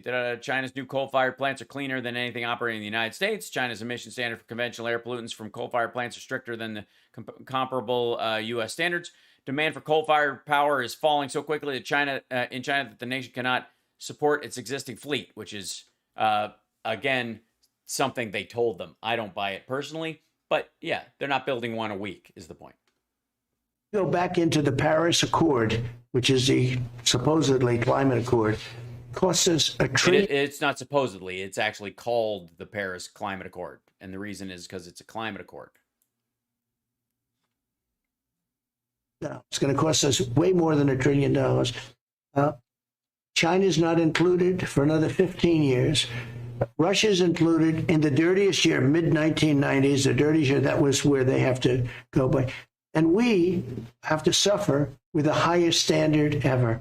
All of it optional. We've read the entire thing on the air on this show. We're not the polluters. You know, when you look at the Pacific Ocean and all the junk that's pouring in from Asia, comes in from Asia, comes in from China, Japan, and it comes in from India. And yeah, but since we can't stop them from doing stuff, the rest of us have to do the best we can because we have to breathe the air and drink the water. What? I don't understand the reasoning here. Does anybody know what the fuck he's talking about in terms of, well, I mean, ultimately, like, why would we even bother? It's just ridiculous. Hold on. and you know where it lands? On the beaches of Los Angeles. Right. Okay? And we don't say anything about it. Nobody even knows about it. But it comes in so much. Nobody even knows about it. They don't even know. It comes in so often that nobody's even said anything. It's almost impossible to get rid of, but nobody says anything. And then we're supposed to sign the Paris Climate Accord. It's hard to believe our country. Well, we owe $32 trillion very soon. So, you know, it's not a question like surviving. We own $32 trillion. And these other countries laugh at us. But I ended the climate accord, the Paris Climate Accord. No. You paused it. I thought that was going to be a bad day. I said, oh, I'm going to get killed. You know what? The people loved it. They loved it. And well, your supporters, because they're dumb. Very unhappy that we're back into it, because what it represents is really a partial destruction of our country. Well, we were already doing. Why? Why is an optional agreement with other countries to cut emissions the partial destruction of our country? Why? I have yet to hear him bother to explain. clean energy in this country. And as you just said, Absolutely. massive Indonesian countries don't keep the same standards. They're the ones polluting, not us. Massive Indonesian countries? We have to be You know the good guy. We're already being the good guy. You know what they use as their garbage can, right? The ocean. Ocean, yeah. You touched on it briefly. Right. So we don't want to use the ocean as our garbage can and make it worse because we need the food and we need the water and we need them to be healthy. We Honestly, didn't say it by name, but we got to talk about the Green New Deal and this $3.5 trillion budget reconciliation, the 1.2 infrastructure. You look at what Biden talked about. Oh, you mean the infrastructure bill that Biden got passed through the Senate and that will pass the House? You mean that one? That it's finally infrastructure week for real?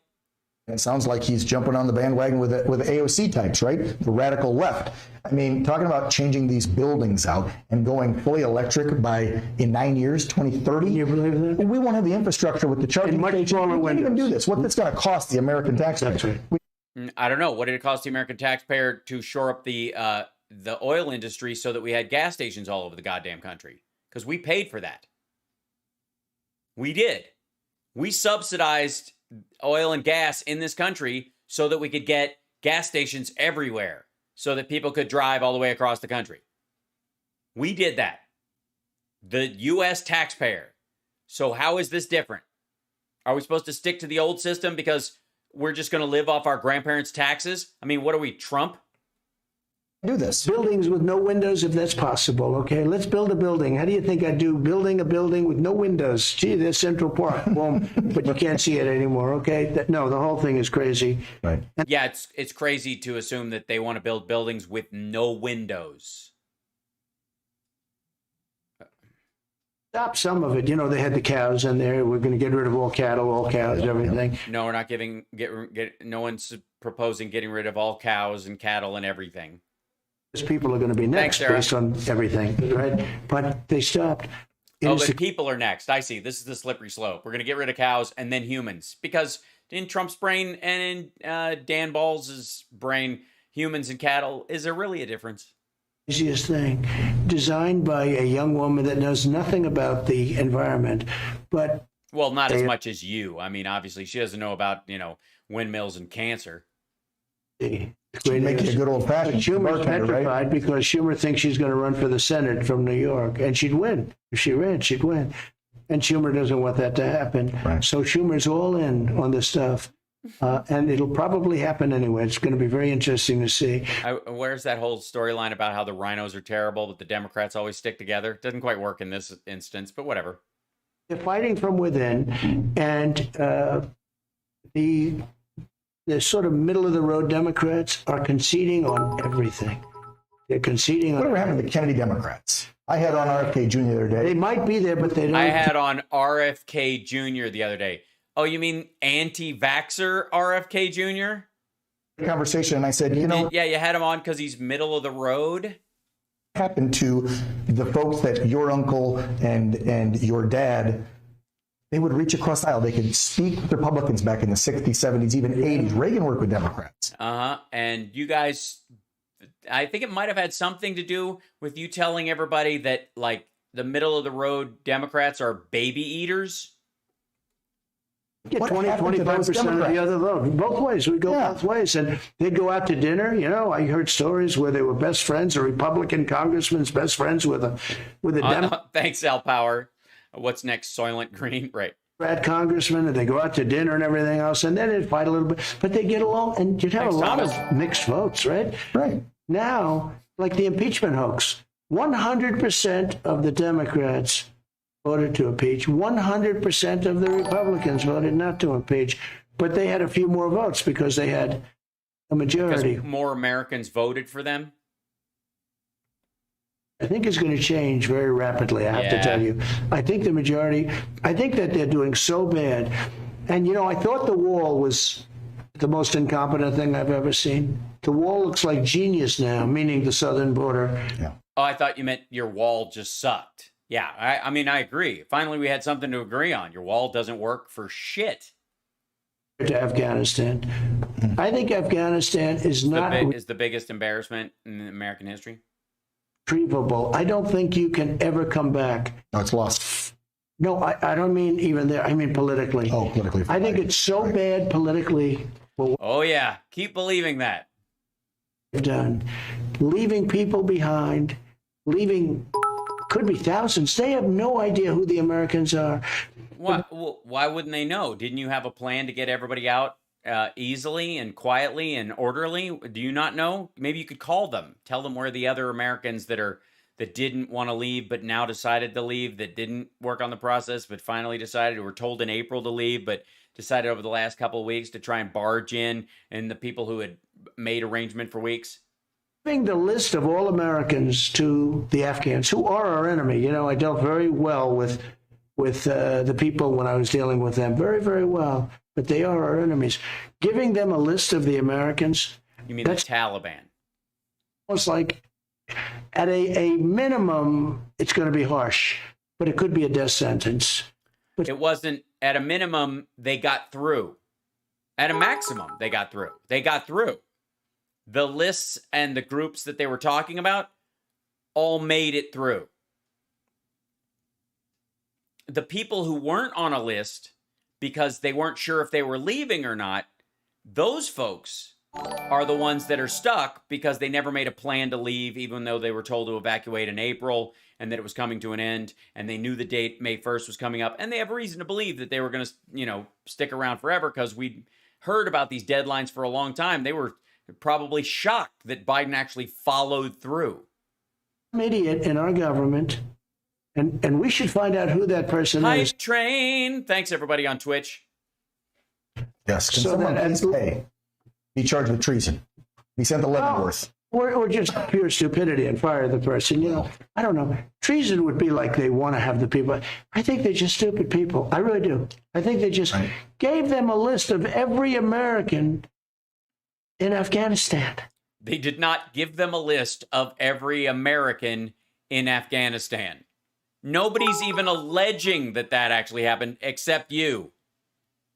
You don't even know. You just finished saying they don't know how many Americans were in Afghanistan, and then they don't know who they are. They don't know where they are, but they managed to give them a list, give a list of who they are and where they are to the Taliban. Do you even play this tape back for yourself later? And you'll go, I like this guy. He's very good. And we know that the Taliban, maybe not Abdul or the leaders, but we know ground troops with. Yeah, not Abdul or the leaders. They're all good. They're trustworthy, because if they were the ones who actually ordered the deaths of people, it might have been wrong to deal with them last year. Have discussions with ISIS-K. I've talked with soldiers that were over there that say, I would have one of the guys in the Afghan army I'm supposed to be training, and he would go over here and text somebody from the Taliban or ISIS and tell them what we were doing. They can't be trusted. Right. That's why we stopped giving them intelligence and why we pulled our soldiers out of those bases. Level 3 hype train. Thanks, guys. Look at that. Twitch.tv/Al Sparks. Well, you'd have all the shootings where the sergeant is teaching them how to do their Get thing. shot in the They're going, green on blue, blue on green. And what happens is they get the gun finally. They've been trained, and he takes the gun, starts shooting Americans. Yes. And we've never had that What? that we have in Afghanistan. Because we've been involved in that whole thing before with other countries. We've never had anything like it where so many people turned the guns on us. And, they were among the highest paid So we would have stayed in there. Why? in the world. And I remember Mattis, world's most overrated general. He came in and he told me, sir, they're fighting and they're fighting hard. I said, General, we're paying them a fortune to fight. What's going to happen when we don't? Sir, they're fighting for their country. They're not like We're led, I'm telling you, Dan, By the way, that was the first year.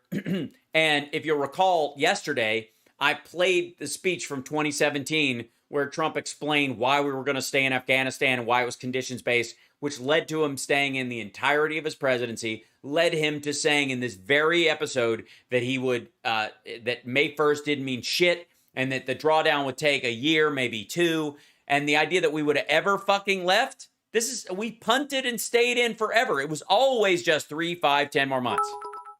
by a bunch of fools. We're at level 3, halfway through the level 3 hype train. All right.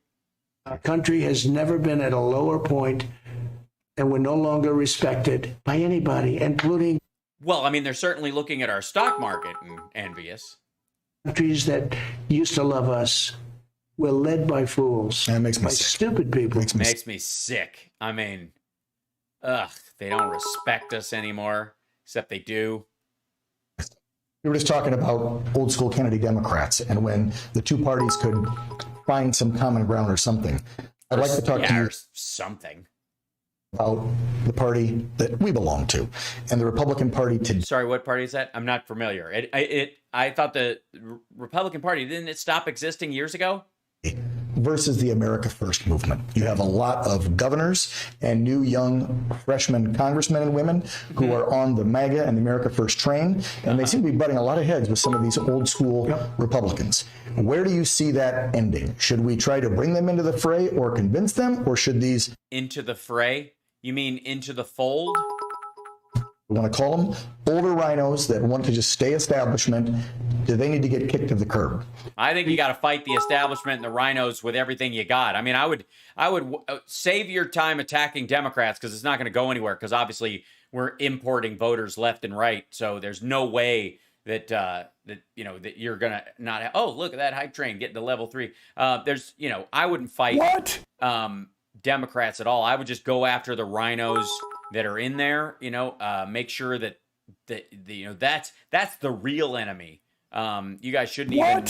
I don't even know why you would expect A room that sees a lot of people coming here, and in Palm Beach, etc., where they come in and they want my endorsement because the endorsement represents something very important. It's America First. It's Make America Great Again. Whatever you want to say. Yeah, whatever you want to say. I'm not attached to either of these labels. And people that have been there for a long time will be beaten and have been beaten by people that just started in politics because one's for Trump and America First, and the other one is not for America First. They're rhinos. Guys like Romney. If Romney ran right now, or little Ben Sass, if a guy like Ben Sass, yesterday we literally played a clip where he was saying that Romney would make a good president. Lindsey Graham and Ted Cruz came to me and they said, could you give Ben Sass an endorsement? I said, I don't like him. I don't like what he's saying. I don't like him. I don't approve of him. I don't like what he's saying, but sure. Sass came over, dropped to his knees. That guy practically dropped to his knees, begged me for the... Practically? I gave him an endorsement, which I shouldn't have done, in Nebraska. I did well in Nebraska, won Nebraska, and a day later... Was he kneeling the whole time, or... After he won the election, then I think somebody could have beaten him. There was a case. It was a good lesson for me. I think somebody would have beaten Ben Sass. He's a zero, nothing. I actually don't even know if he loves our country because the things he does are so stupid. But yeah, Republicans, any establishment Republican, you pretty much guarantee they don't love our country. I would go after those folks right away. Somebody would have beaten him. The day after he wins, he starts hitting me because I want to bring troops out of Germany because Germany is screwing us on economics and on the military. And I said, I want to bring troops out. We have 52,000 soldiers. I want to reduce it to 25, and then we'll see what happens. Yeah, and that won't affect our relationship with Russia at all. It won't make them feel a lot better. Save hundreds of billions of dollars, okay? Yeah, it won't cost us anything if Russia takes over Europe. It really takes advantage of us. China's bad, but the European Union treats us almost as badly as China. Yeah, but they never attacked us with a bioweapon that the current president at that time allowed to kill over 500,000 Americans. If you believe that, the story about what China did. Realize that. Yeah. But guys like Romney, if Romney ran right now in Utah, he would win again. Like a dog catcher. No, he'd be smoked. But the problem is we have them for another 3 years. So Let's talk about those elections, because I've had a lot of candidates that come on my program and on the network. Yeah. And of course, they are wanting the Trump endorsement. So I will ask you, Mr. President, how does that work? How do you, when you're looking at someone, what's the criteria and how do you set it up where you will endorse a candidate? And the second part of that question would be, It works really good. My people tell me they're a shoe-in and that they will absolutely win, and then I say sure, because I don't want to ruin my record. It has nothing to do with whether or not his endorsement works, but if that person is a guaranteed win, that's why he gets pissed when his people lie to him. what would your advice be to the regular average American who's thinking, Yeah, the average American, or in your case, in deference to your followers, the below average American. I need to get involved. I want to run for office. So as far as running, it is America. Well, that was an edit. I mean, I see some of these people, it's like, what are they doing? You know, I guess maybe if you go back 100 years when we had these massive, we had no income tax and we had massive tariffs because we were smart. We had to, in the 1880s, when a country wanted to come in and take money from the United States, they could, but they had to pay tariffs. We became so rich. They had the great tariff debate of 1888. You know what the debate was? Where do we spend all our money? They had no idea. Then they went to income tax and a lot of crazy things happened. Yeah, no one else was making anything on our scale at all. Years, but our country was so great. We had so much money. Yeah, so much better than, especially like before women could vote. Run so well, and now when you look at these fools with this tax policy, where you're allowing other countries to just come in and rip off the United States of America. So when people, like a guy named Toomey in Pennsylvania, if I want to tax China because they're killing us on trade, so I want to put a tax or a tariff on China, Toomey would say, sir, yeah, tax, tariff, tax. There's really no difference. Free market. I said, what's not free market? They're killing us. They're tariffing us. If they're tariffing us 100%. Tariffing us.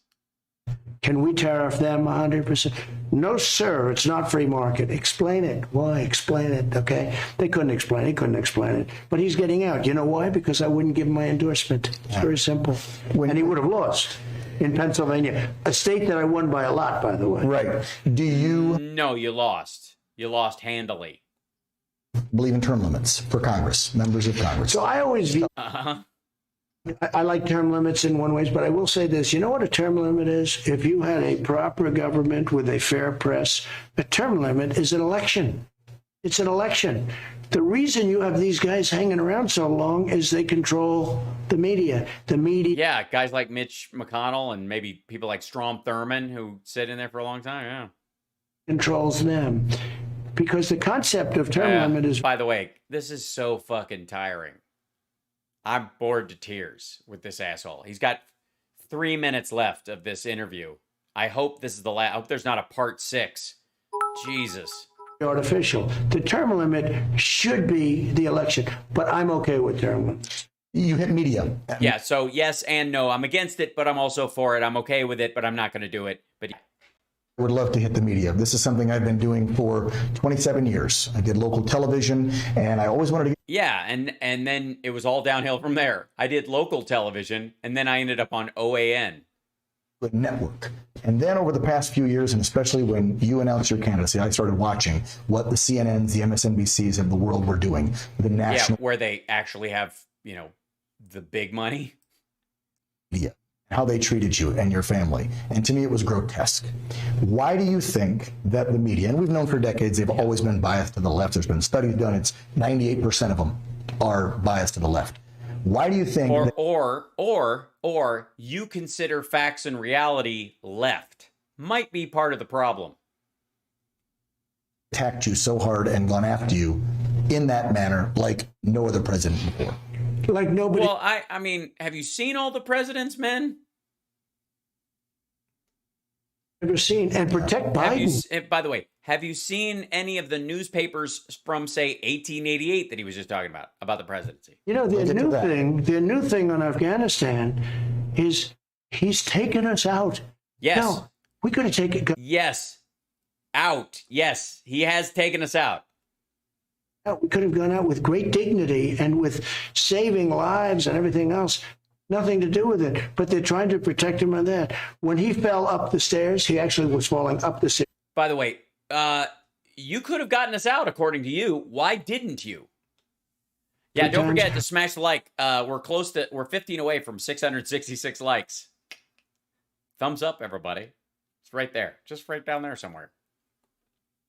It was not on any program. If that would have been me, it would have been the biggest Yeah, story. he had a broken foot earlier, and he had just taken off the boot, and he slipped. Yeah, I'm okay. He didn't fall and land on his head. He's not doing press conferences with bandages on his head, and his teeth aren't slipping out while he's talking, going, God, like, Months, it would have been like career ending. It was never on the media. It was never on. who gives a fuck? And then is he going to talk about the ramp next? The mainstream media. His trip. It's okay. You can trip. Gerald Ford tripped. By the way, he never lived it down. In fact, I would go very carefully down those stairs. I don't want to trip because you just don't live it down with these people. With him, they never With these people. put it on. Two things. Why do they protect them? And with Biden, there's nothing to protect. The people get it. Ultimately, the people get it. I got 75 million votes. I had the media totally against me. I mean, outside of yourself and a few other, I had the media against me, right? As much as anybody. Well, yeah, I mean, there was, hundreds of thousands of Americans dying at the time. People tend to frown on that. Ever seen. Nobody's ever seen anything like it. I had the vicious Democrats, communists, socialists, call them whatever the hell they are. They're Democrats, most of them. None of them, are truly communists or socialists, really. Even the ones that call themselves democratic socialists aren't.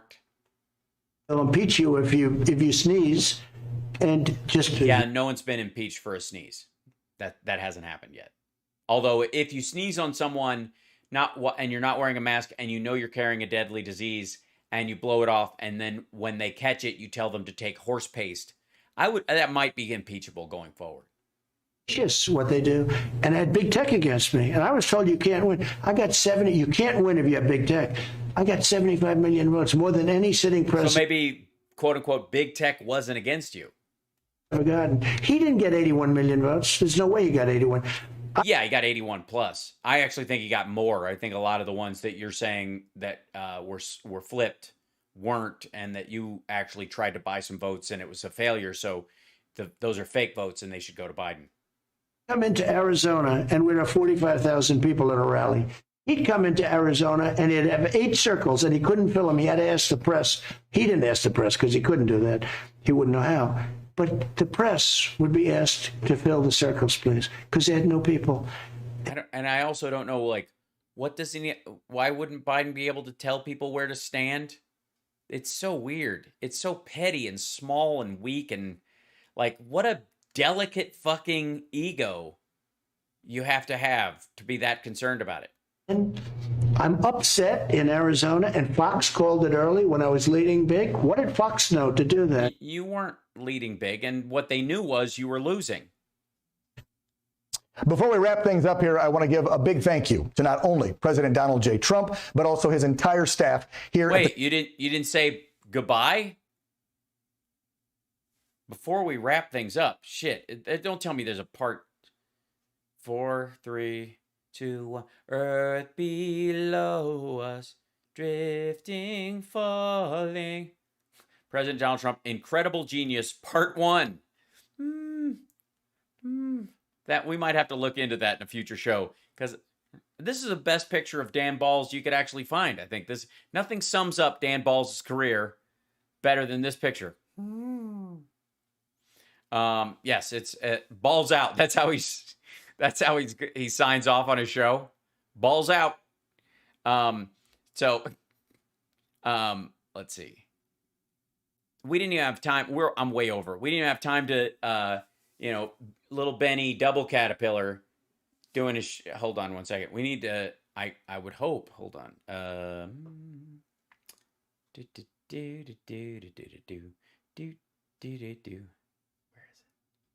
I know it's in here somewhere.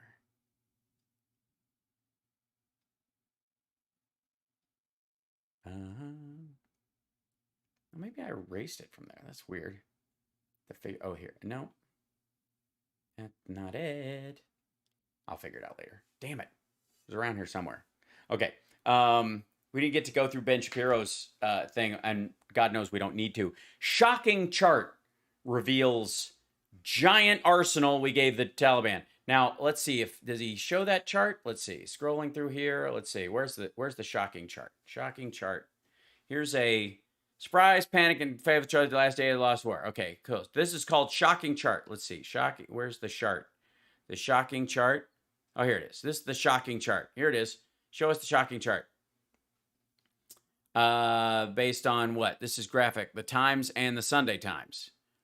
Fixed wing aircraft, 4 C-130s, 20. None of them work. We took parts out of them, so they couldn't recover them. 162,000 radios. Damn it. Night vision goggles. 358,000 assault rifles.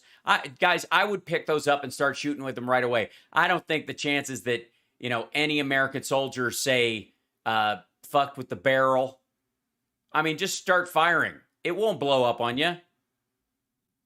Pistols, artillery, machine guns. Source, U.S. Government Accounting Office. From what? Taliban's, and this looks like Taliban's new arsenal. Taliban's new arsehole. Source, U.S. Government Accounting. Graphic from the Times and the Sunday Times. So, do we have a... Does he reference this? Where is it? Nope. New report. Watch the full episode here. Like and subscribe. Previous claims. Authoritarian movement of the left to weaponize American institutions. The Times and the Sunday Times. Let's see. Sunday Times graphic. The Taliban's new arsenal. Just so we can check this out.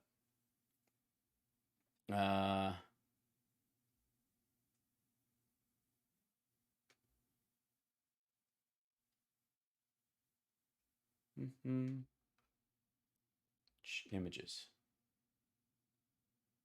There it is. This is off of Al-Bawaba. Where the fuck? What? Who is Al-Bawaba? Matt Walsh, insane shocking chart. This is Facebook. Taliban's 85 billion. Yeah, that's bullshit. Bullshit.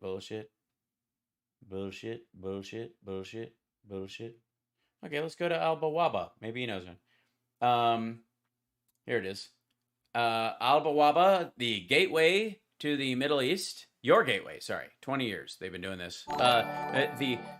The online magazine that's been around the entire length of the Afghan war, just in case you were wondering. Graphic by the Times and the Sunday Times. This is exactly where Ben Shapiro got it from. The Times, okay, released by the Times and the Sunday. The Times UK, all right. I agree, whatever. No, I don't want to do that. Well, what happened to the Afghans now in charge of the Taliban? But da. Okay, where's that? Oh, I have to buy this? No wonder everybody posted it elsewhere. He's stealing it. Mind-blowing graphic in today's time on what 85 billion worth of lost equipment means in practice for the Taliban. The 85 billion is not what we fucking spent there. That's over 20 years. That's what was used up. That's not what's left behind.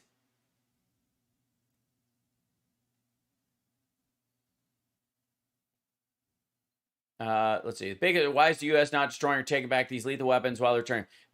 We did, Joe, a video of Taliban reportedly taxiing a UH-60 Black Hawk around the allegedly. Let's see. Allegedly, it looks like, I mean, there's a very strong chance that a Afghan pilot that we trained is either using it, has joined the Taliban, or is fucking off with it. But they're practicing. Okay, they're taxiing it. Okay. Did they get it off the ground? It's rolling. This is so fucking sweet. Dude, take it up. You can drive a Tercel. This is the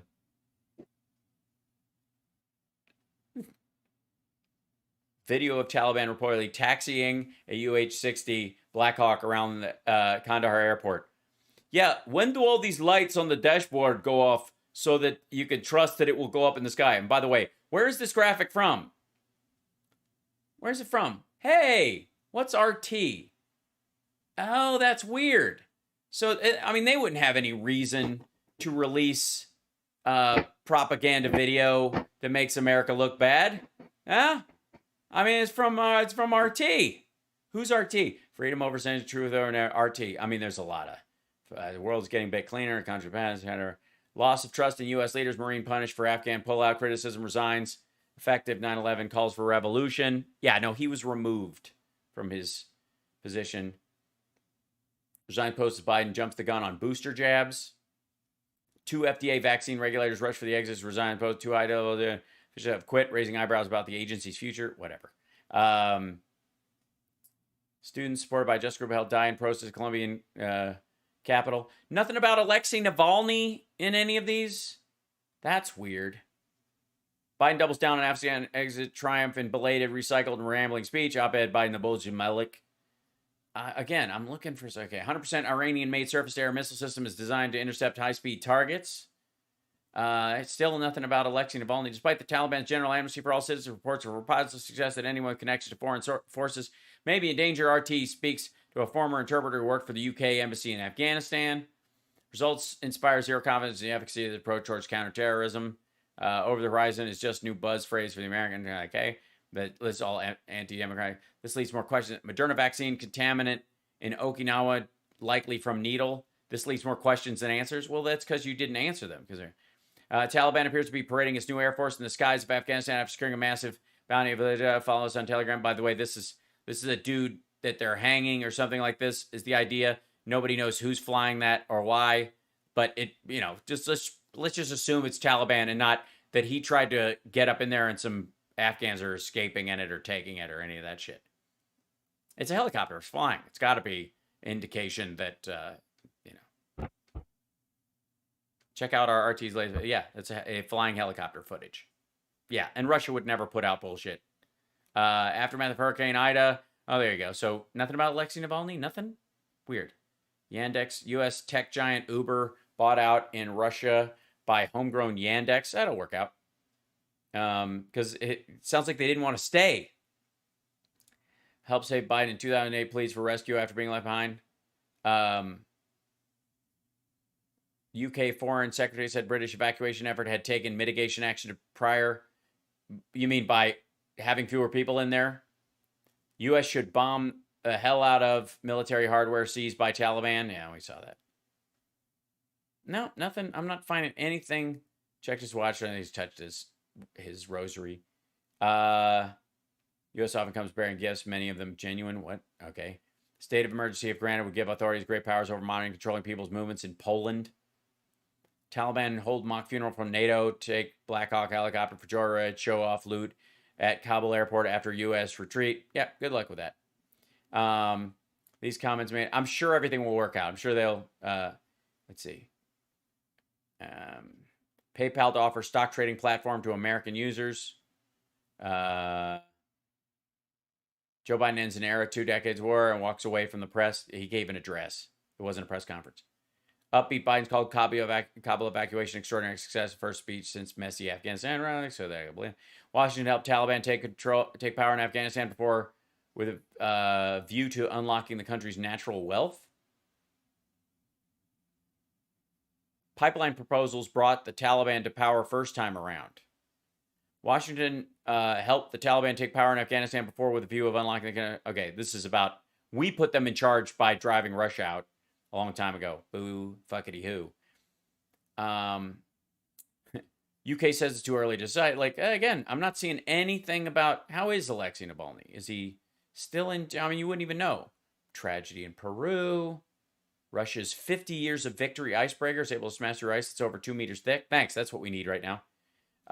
Space rocket boss level, Russian space company progress completes preliminary design. I'm sure it'll be fantastic. 51 arrested at Fargo Pride Parade. Pride in Odessa, Ukraine. Okay, well, you don't have that problem in Russia. You're not allowed to have pride parades. Service dogs left for dead in Kabul by departing U.S. troops. No.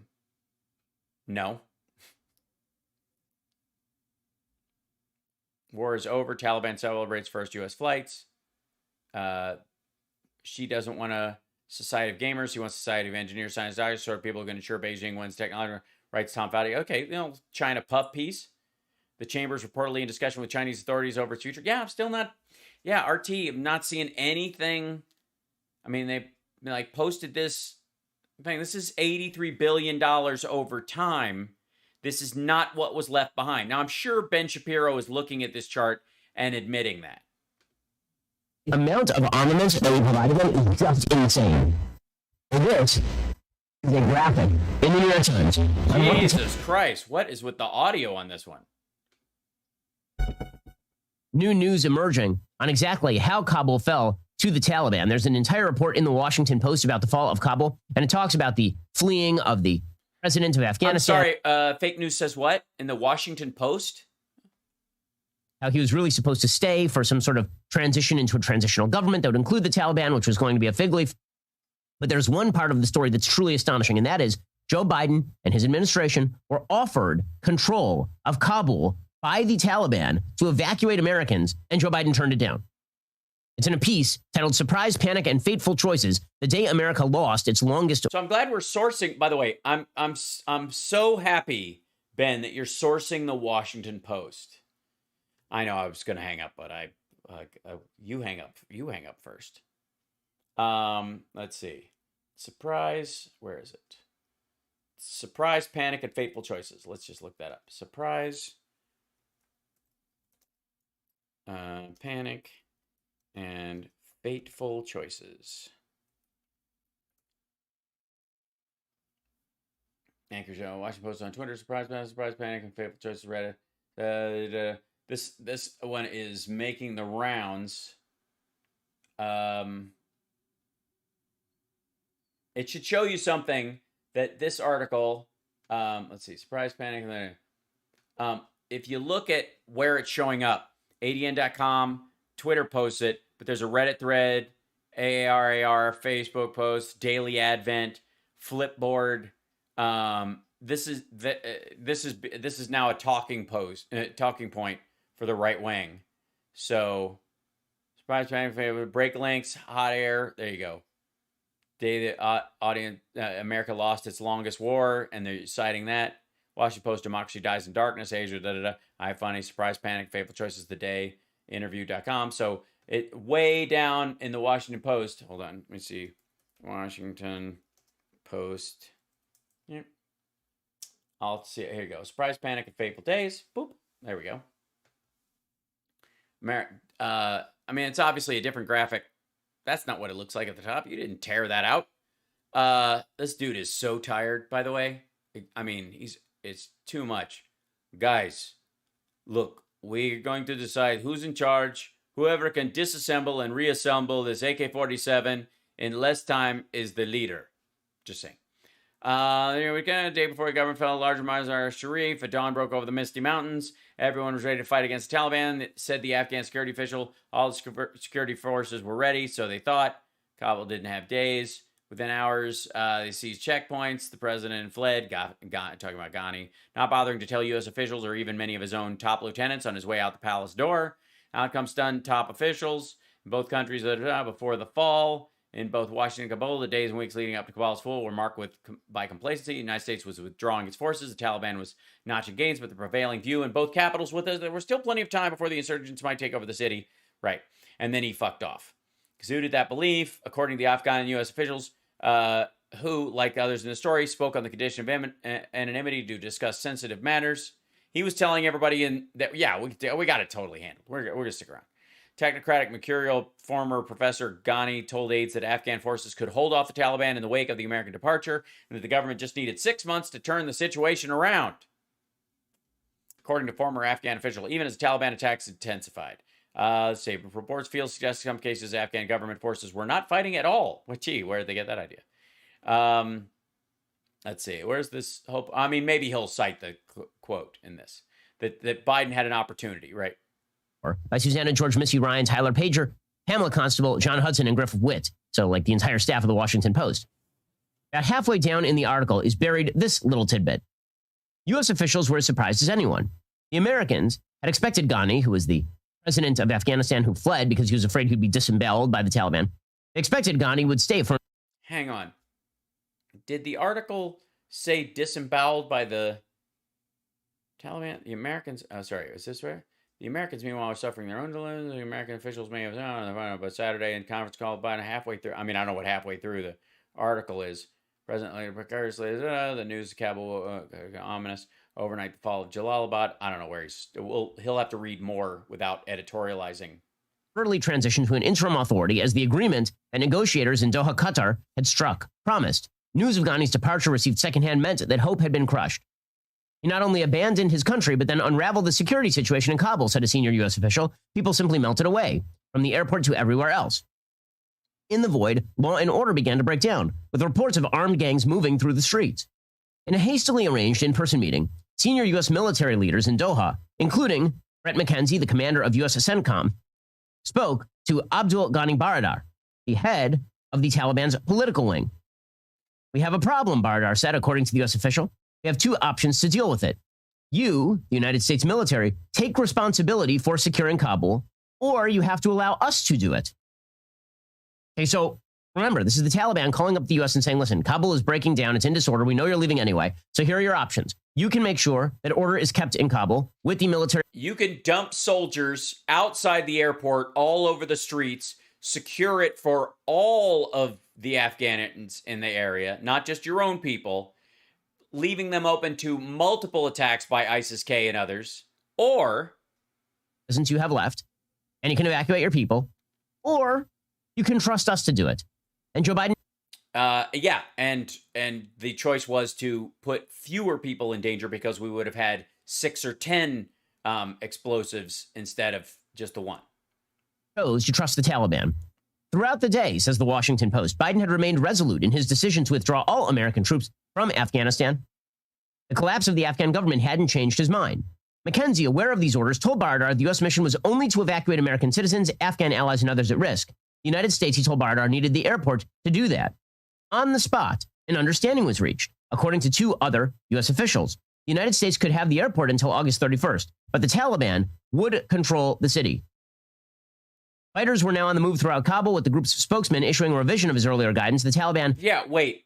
I'm sorry. Our military, during our evacuation, didn't agree to help secure the entire city from evacuating Afghans, ISIS-K, and rogue Taliban fighters, and just chose to hold the airport and evacuate our people. I'm sorry, we didn't put cops on every corner. Talk about policemen of the world. Do you think these assholes would be fine with the idea that there was American soldiers surrounding Kabul for security purposes?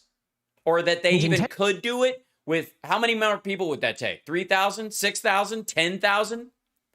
To even take Kabul that day, Ghani's exit gave the group no choice.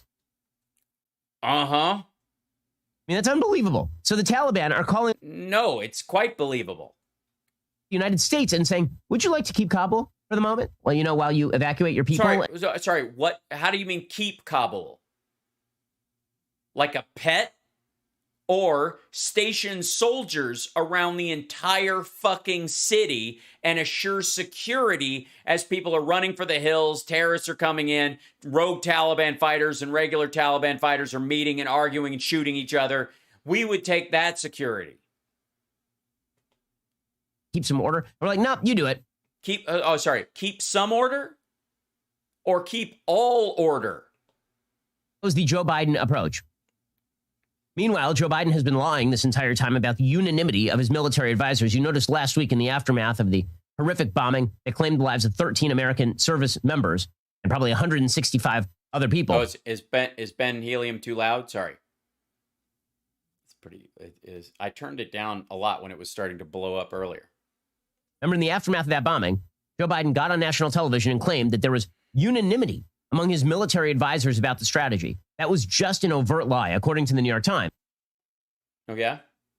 Sorry. In framing the... Can we just point out the fact that Ben Shapiro has been on all of 3.5 minutes, and he's already cited the Washington Post and the New York Times as legitimate sources of news that are driving his opinion about a circumstance. That the details, Ben Shapiro is saying all details and editorializing and any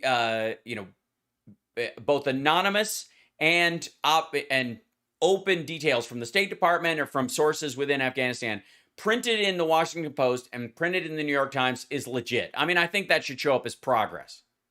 Before him as either complete withdrawal or endless escalation, Mr. Biden has been telling the public that there was, in fact, no choice at all, because he knew that Americans had long since grown disenchanted with the Afghanistan war and favored getting out.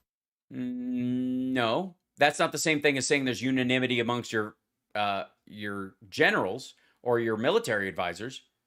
You believe there's a singular choice. The fact that Mr. Trump was the one to leave behind a withdrawal agreement has enabled Mr. Biden to try to share responsibility. Critics consider that either disingenuous or at the very least unimaginative, arguing there were viable alternatives, even if not especially satisfying ones. That may not. You mean like staying, the same shit that Trump did? So he did have an option.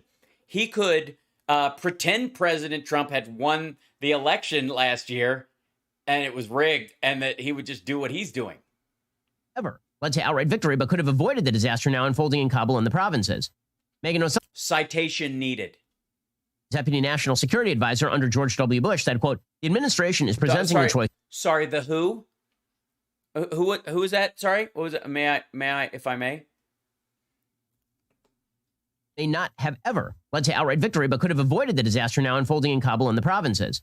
Megan O'Sullivan, Deputy National Security Advisor under George W. Bush, said, quote, under George W. Bush. Did he have anything to do with the beginning of the Afghanistan war? It's been a while. Is presenting the choices in a way that is, at best, incomplete. No one I knew was advocating. Well, no. There's obviously thousands. Like included in there was we could call in aliens and use crystals to decide what we were going to do. We could always rely on the tooth fairy to leave a note under our pillow. These are all options. They're fucking ridiculous, but they're options. In the return of tens of thousands of. Hal, you should check out Bill O'Reilly's show. The First has 117,000 subscribers and only 73 people watching. Holy shit. Is he on YouTube? Into open combat. I am kicking your ass, Bill O'Reilly. And the last time your ass got kicked like that, you had to pay the person off. Taliban, indeed. Some of the current military leadership of Defense Secretary Lloyd J. Austin III and General Mark Milley, the chairman of the Joint Chiefs, asserted keeping a relatively modest force of as few as 3,000 to 4,500 troops, along with the extensive use of drones and close air support, could have enabled Afghan security forces to continue holding off the Taliban without putting Americans at much risk. At much risk. But we would have stayed in there forever. That's the same thing was said the year before, and the year before, and the year before, and the year before, and the year before. They keep saying this. We just need just a few people there all the time, and then the government will just shore it up all the time. It's just $140 million a day, just pouring good money after bad.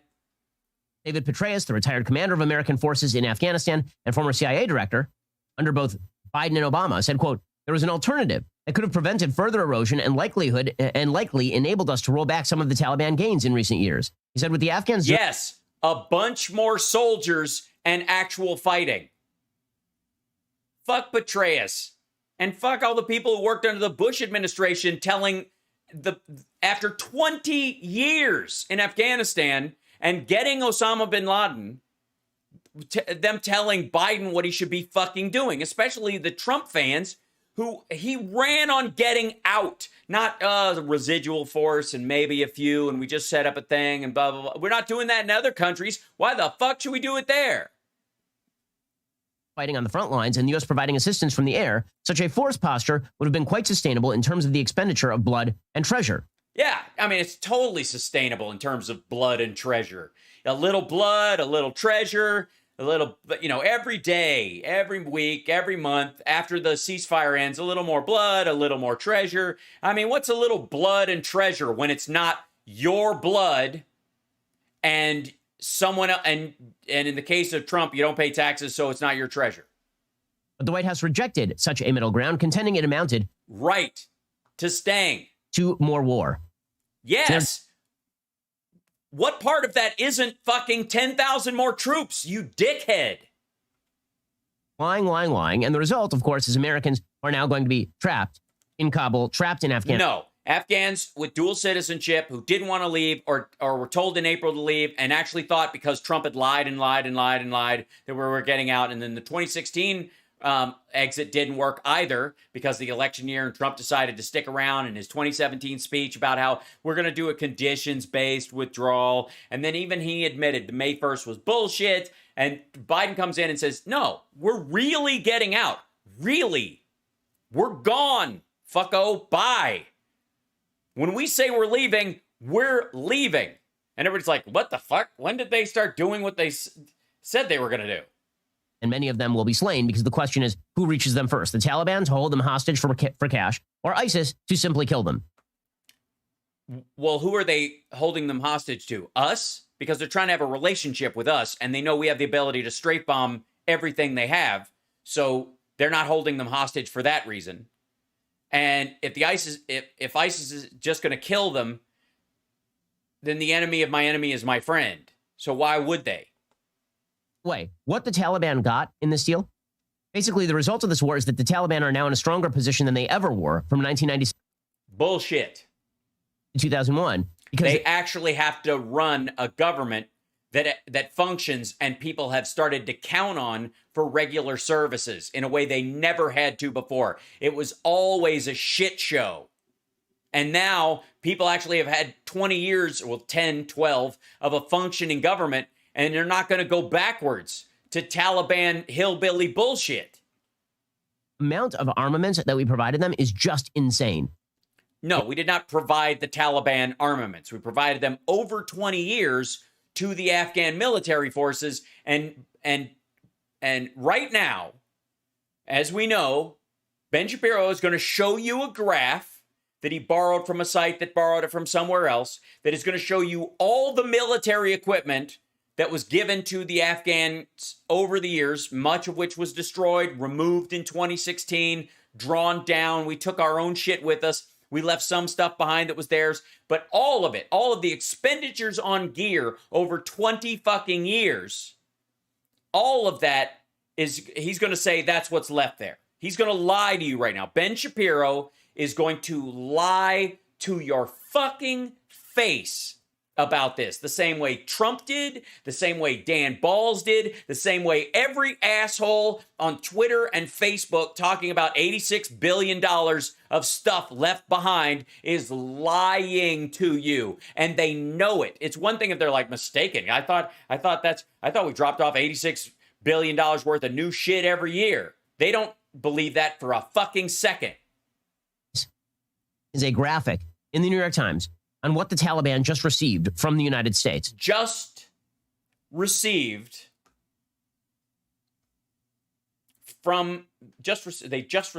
Okay, hold on one second. If I may.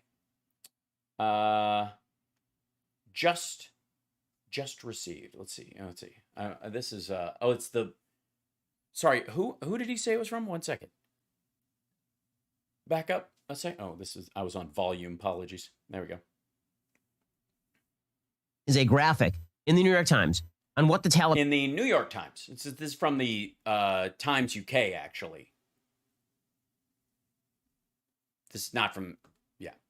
Just received from the United States. 22,000 Humvees. Bullshit. That's how many Humvees went there over the years. 634. Hold on. Can I just, let's see. U.S. removes, scraps, destroys equipment, Afghanistan. Because let's just, yeah. Here's just so you know why. This is 2013.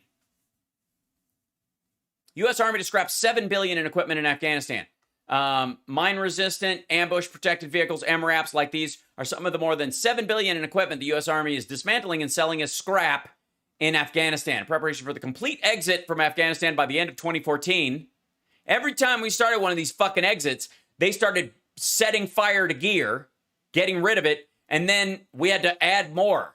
The U.S. military has destroyed more than 170 million pounds worth of military equipment. Military planners in the U.S. have decided not to ship back more than $7 billion worth of equipment, about 20% of what the Army brought to Afghanistan, because the shipping costs are too high and the need for the used equipment is too low. Instead, the Army is destroying the equipment in country, shredding it, crushing it, and selling it on the Afghan scrap market. I already showed you the articles about the scrap dealers in Afghanistan pissed that they were grinding this stuff into pulp.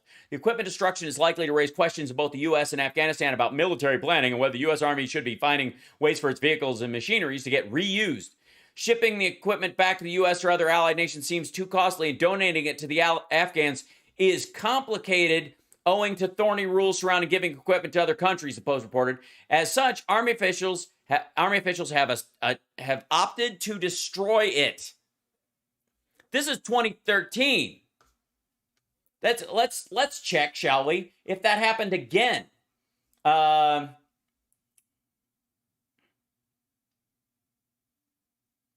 see, the week. Here you go. Let's see. This is from the week. U.S. destroyed or demilitarized all equipment left at the Kabul airport, depriving the Taliban of more trophies. When the last U.S. military aircraft flew out of Kabul's Hamid Karzai International Airport on Monday, the only usable equipment left behind was machinery to help the airport return to civilian operation as soon as possible. The U.S. Oops, I closed my page. How did that happen? There we go.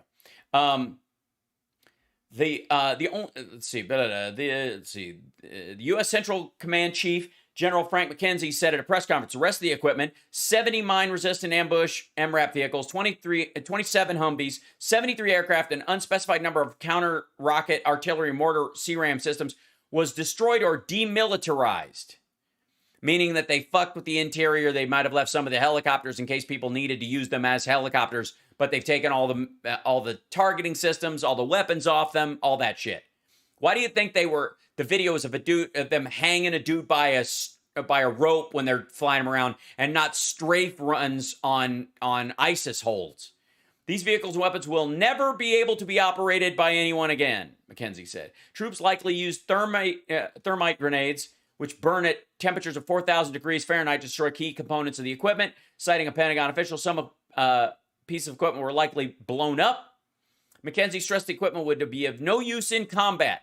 U.S. Today notes, but they will likely be displayed by the Taliban as trophies of their decades-long fight to retake the country. The U.S. military removed planes, heavy weapons, sophisticated military equipment as it began winding down its operations in Afghanistan this spring. But understand, this is Ben Shapiro telling you that all this shit, 22,000 Humvees, let's see, where is, here's 27 Humvees that were at the airport. They were destroyed. How many fucking Humvees do they think they're always sitting on? Fuck, this is dumb. 117s, 169 M113 armored personnel carriers, 42,000 pickup trucks and SUVs, which have been destroyed, demilitarized, or somebody dropped a thermite grenade inside the fucking thing. It's a paperweight. Stop being the Taliban's press secretary, you fuck. And secondly, he knows he's lying from this list. 64,000 machine guns, 8,000 trucks, 162,000 radios. Yeah, and by the way, Taliban guys, don't be afraid to fire any of those machine guns. They're all perfect working order and nothing's wrong with the barrel. You'll be perfectly safe. 1,000 night vision goggles and devices, which, by the way, was the chief American advantage in terms of special forces because none of these people could. We owned the night. Dark, but our guys could. We handed them 360,000 assault rifles. So just, No, Joe Biden. That's how many were in country the entirety of the conflict. More interested in you getting an assault rifle if you're a member of the Taliban than if you're an American citizen. If you want to buy an AR-15 in the United States, he thinks that you're very bad and very dangerous. If you're a member of the Taliban... Well, yeah, because we're in a civil society where people have like a legal structure and can work shit out like civil human beings. And that's fucking Afghanistan, Ben, you turd. Yes, it is wholly different. being in Afghanistan and having a machine gun than it is having one in the United States. What the fuck? Of course it is. But again, Ben Shapiro is part of the United States of Yemen crowd. He, along with his administration, will hand them 360,000 assault rifles, Bullshit. 126,000 pistols, 176 artillery pieces. We handed them 33 helicopters, Mi-17 helicopters. We handed them 33 Demilitarized. 60 Blackhawks. We handed them another 43 MD-530s. Those are all helicopters. So if you total, Demilitarized. we handed them over 100 helicopters. No, there were over 100 helicopters used in those areas. We did not hand them those. So far, they've gotten one off the ground in theory, which was probably an Afghan military one that was from an area that we moved back from early on in the process because they're not showing where shit's from. And then the other one, they're rolling around on wheels. We handed them fixed wing aircraft. This is what we gave to the Taliban. Or C-130. We gave it to them, did we? Does it fly? Ben, I can fly a plane. Can you fly a plane? Would you get in that fucking thing and take it off the ground? Would you? Would you put anybody of importance in that airplane and take off just to see if it stays in the air? Ports. As someone pointed out, don't we have any ability to turn off the ignition switches here? Yes, we demilitarized them. But you're too fucking stupid or too big of a goddamn liar to look up the articles surrounding this that talk directly about what our military did when they left. And you are mocking and deriding our military personnel as if they didn't think this shit through or they didn't try to do this. How low is your opinion of our military personnel that you think they would be part of a process to give free shit to the Taliban, that they wouldn't do anything, that they didn't care to, and that since Biden didn't want it, we're like, what the fuck? Our guys just pack up and fucking run? What do you think of our military? Both the leaders that would tell them what to do and what the individuals on the ground would do when they're told to leave. You don't think these motherfuckers are walking up with thermite grenades and chucking them inside? Why do you think the glass is all broken and the rotors are bowing like crazy? Because they jumped on them and bent them down and threw shit in there and unhooked things and removed the guns off of them. But please, Ben, keep telling everyone in your audience and in right-wing circles that our military service people are fucking dumb, probably traitors, and couldn't wait to give stuff to the Taliban so that they could use it to kill men, women, and children. Because that's what you're saying. And it's bullshit. We handed them 28 Cessnas. We handed them 10 Cessna No, we did not. strike aircraft. It's unbelievable. We left them an Yes, enormous it is not believable, you dumb fuck. $85 billion arsenal. That is what we handed to the Taliban because Joe Biden is an incompetent buffoon. We're in a battle for the culture and for our values. And for who can be the biggest liar with the smallest head and all of our... Yeah. Jesus Christ. What a douchebag. Who even... Hold on a second. I want to... There we go. So, hold on. I'm a Ben Shapiro, and I saw a big a chart that showed that Mr. Biden leave behind a lot of stuff. He left the airplanes and the helicopter and the guns, and he gave it to the Taliban, and I put a bow on everything. And they put a bow on the everything.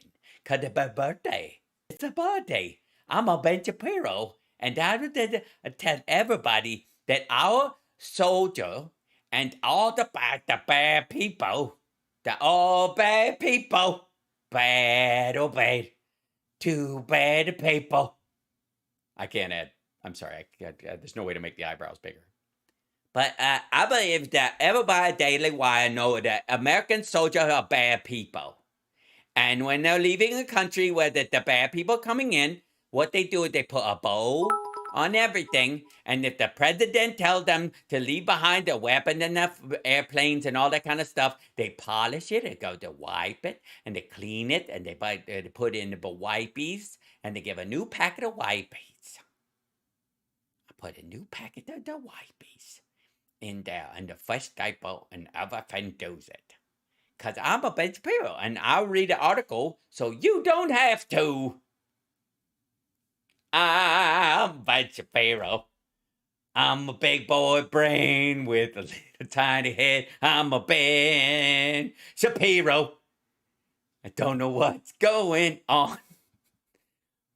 Just for the record, thanks, everybody. It's been a good show. I went long tonight, but I appreciate you hanging around. And to Ben Shapiro and all the other people shit-talking our men and women on the ground who helped facilitate the evacuation in Afghanistan, who keep shit-talking them and talking down their... Oh, I love Baby Hal. Thank you, Lula girl. Fuck you.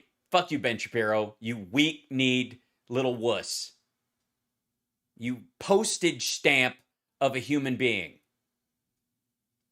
You and Glenn Beck and Dan Balls can ride off into the sunset together like the Tres Amigos, shit talking our troops. I'm not going to join you. Fuck you, you cheap piece of shit. Other than that, I have no opinion. Hey, everybody, thanks for tuning in tonight. Thanks for all the love and the hype trains. Thanks for the support. Thanks for having fun with me. Thanks for playing along. And I will see you tomorrow at the regular time. I promise I won't go late every single show. It's just not right. It's just, I mean, you guys got other shit you want to watch, and I'm too entertaining, and I draw you away from it. It's just wrong. It's just wrong. Don't forget to share the show, though, with everybody. Remind everybody to watch and tell them all about it and all that kind of stuff, because it really does help. Like I said, our subscriptions have gone up like fucking crazy lately, and it may have something to do with the fact that I'm right. That I actually pay attention, and I'm not just talking out of my ass just for the heck of it, like Ben Shapiro or even some on the fringy left. And I actually give a shit about you. And I want you to go away happy. So I don't want you to go away at all. But if you have to go away, I want you to go away happy. So anyways, I will see you guys tomorrow. Take care, and I'll see you at the regular time. Okay, bye.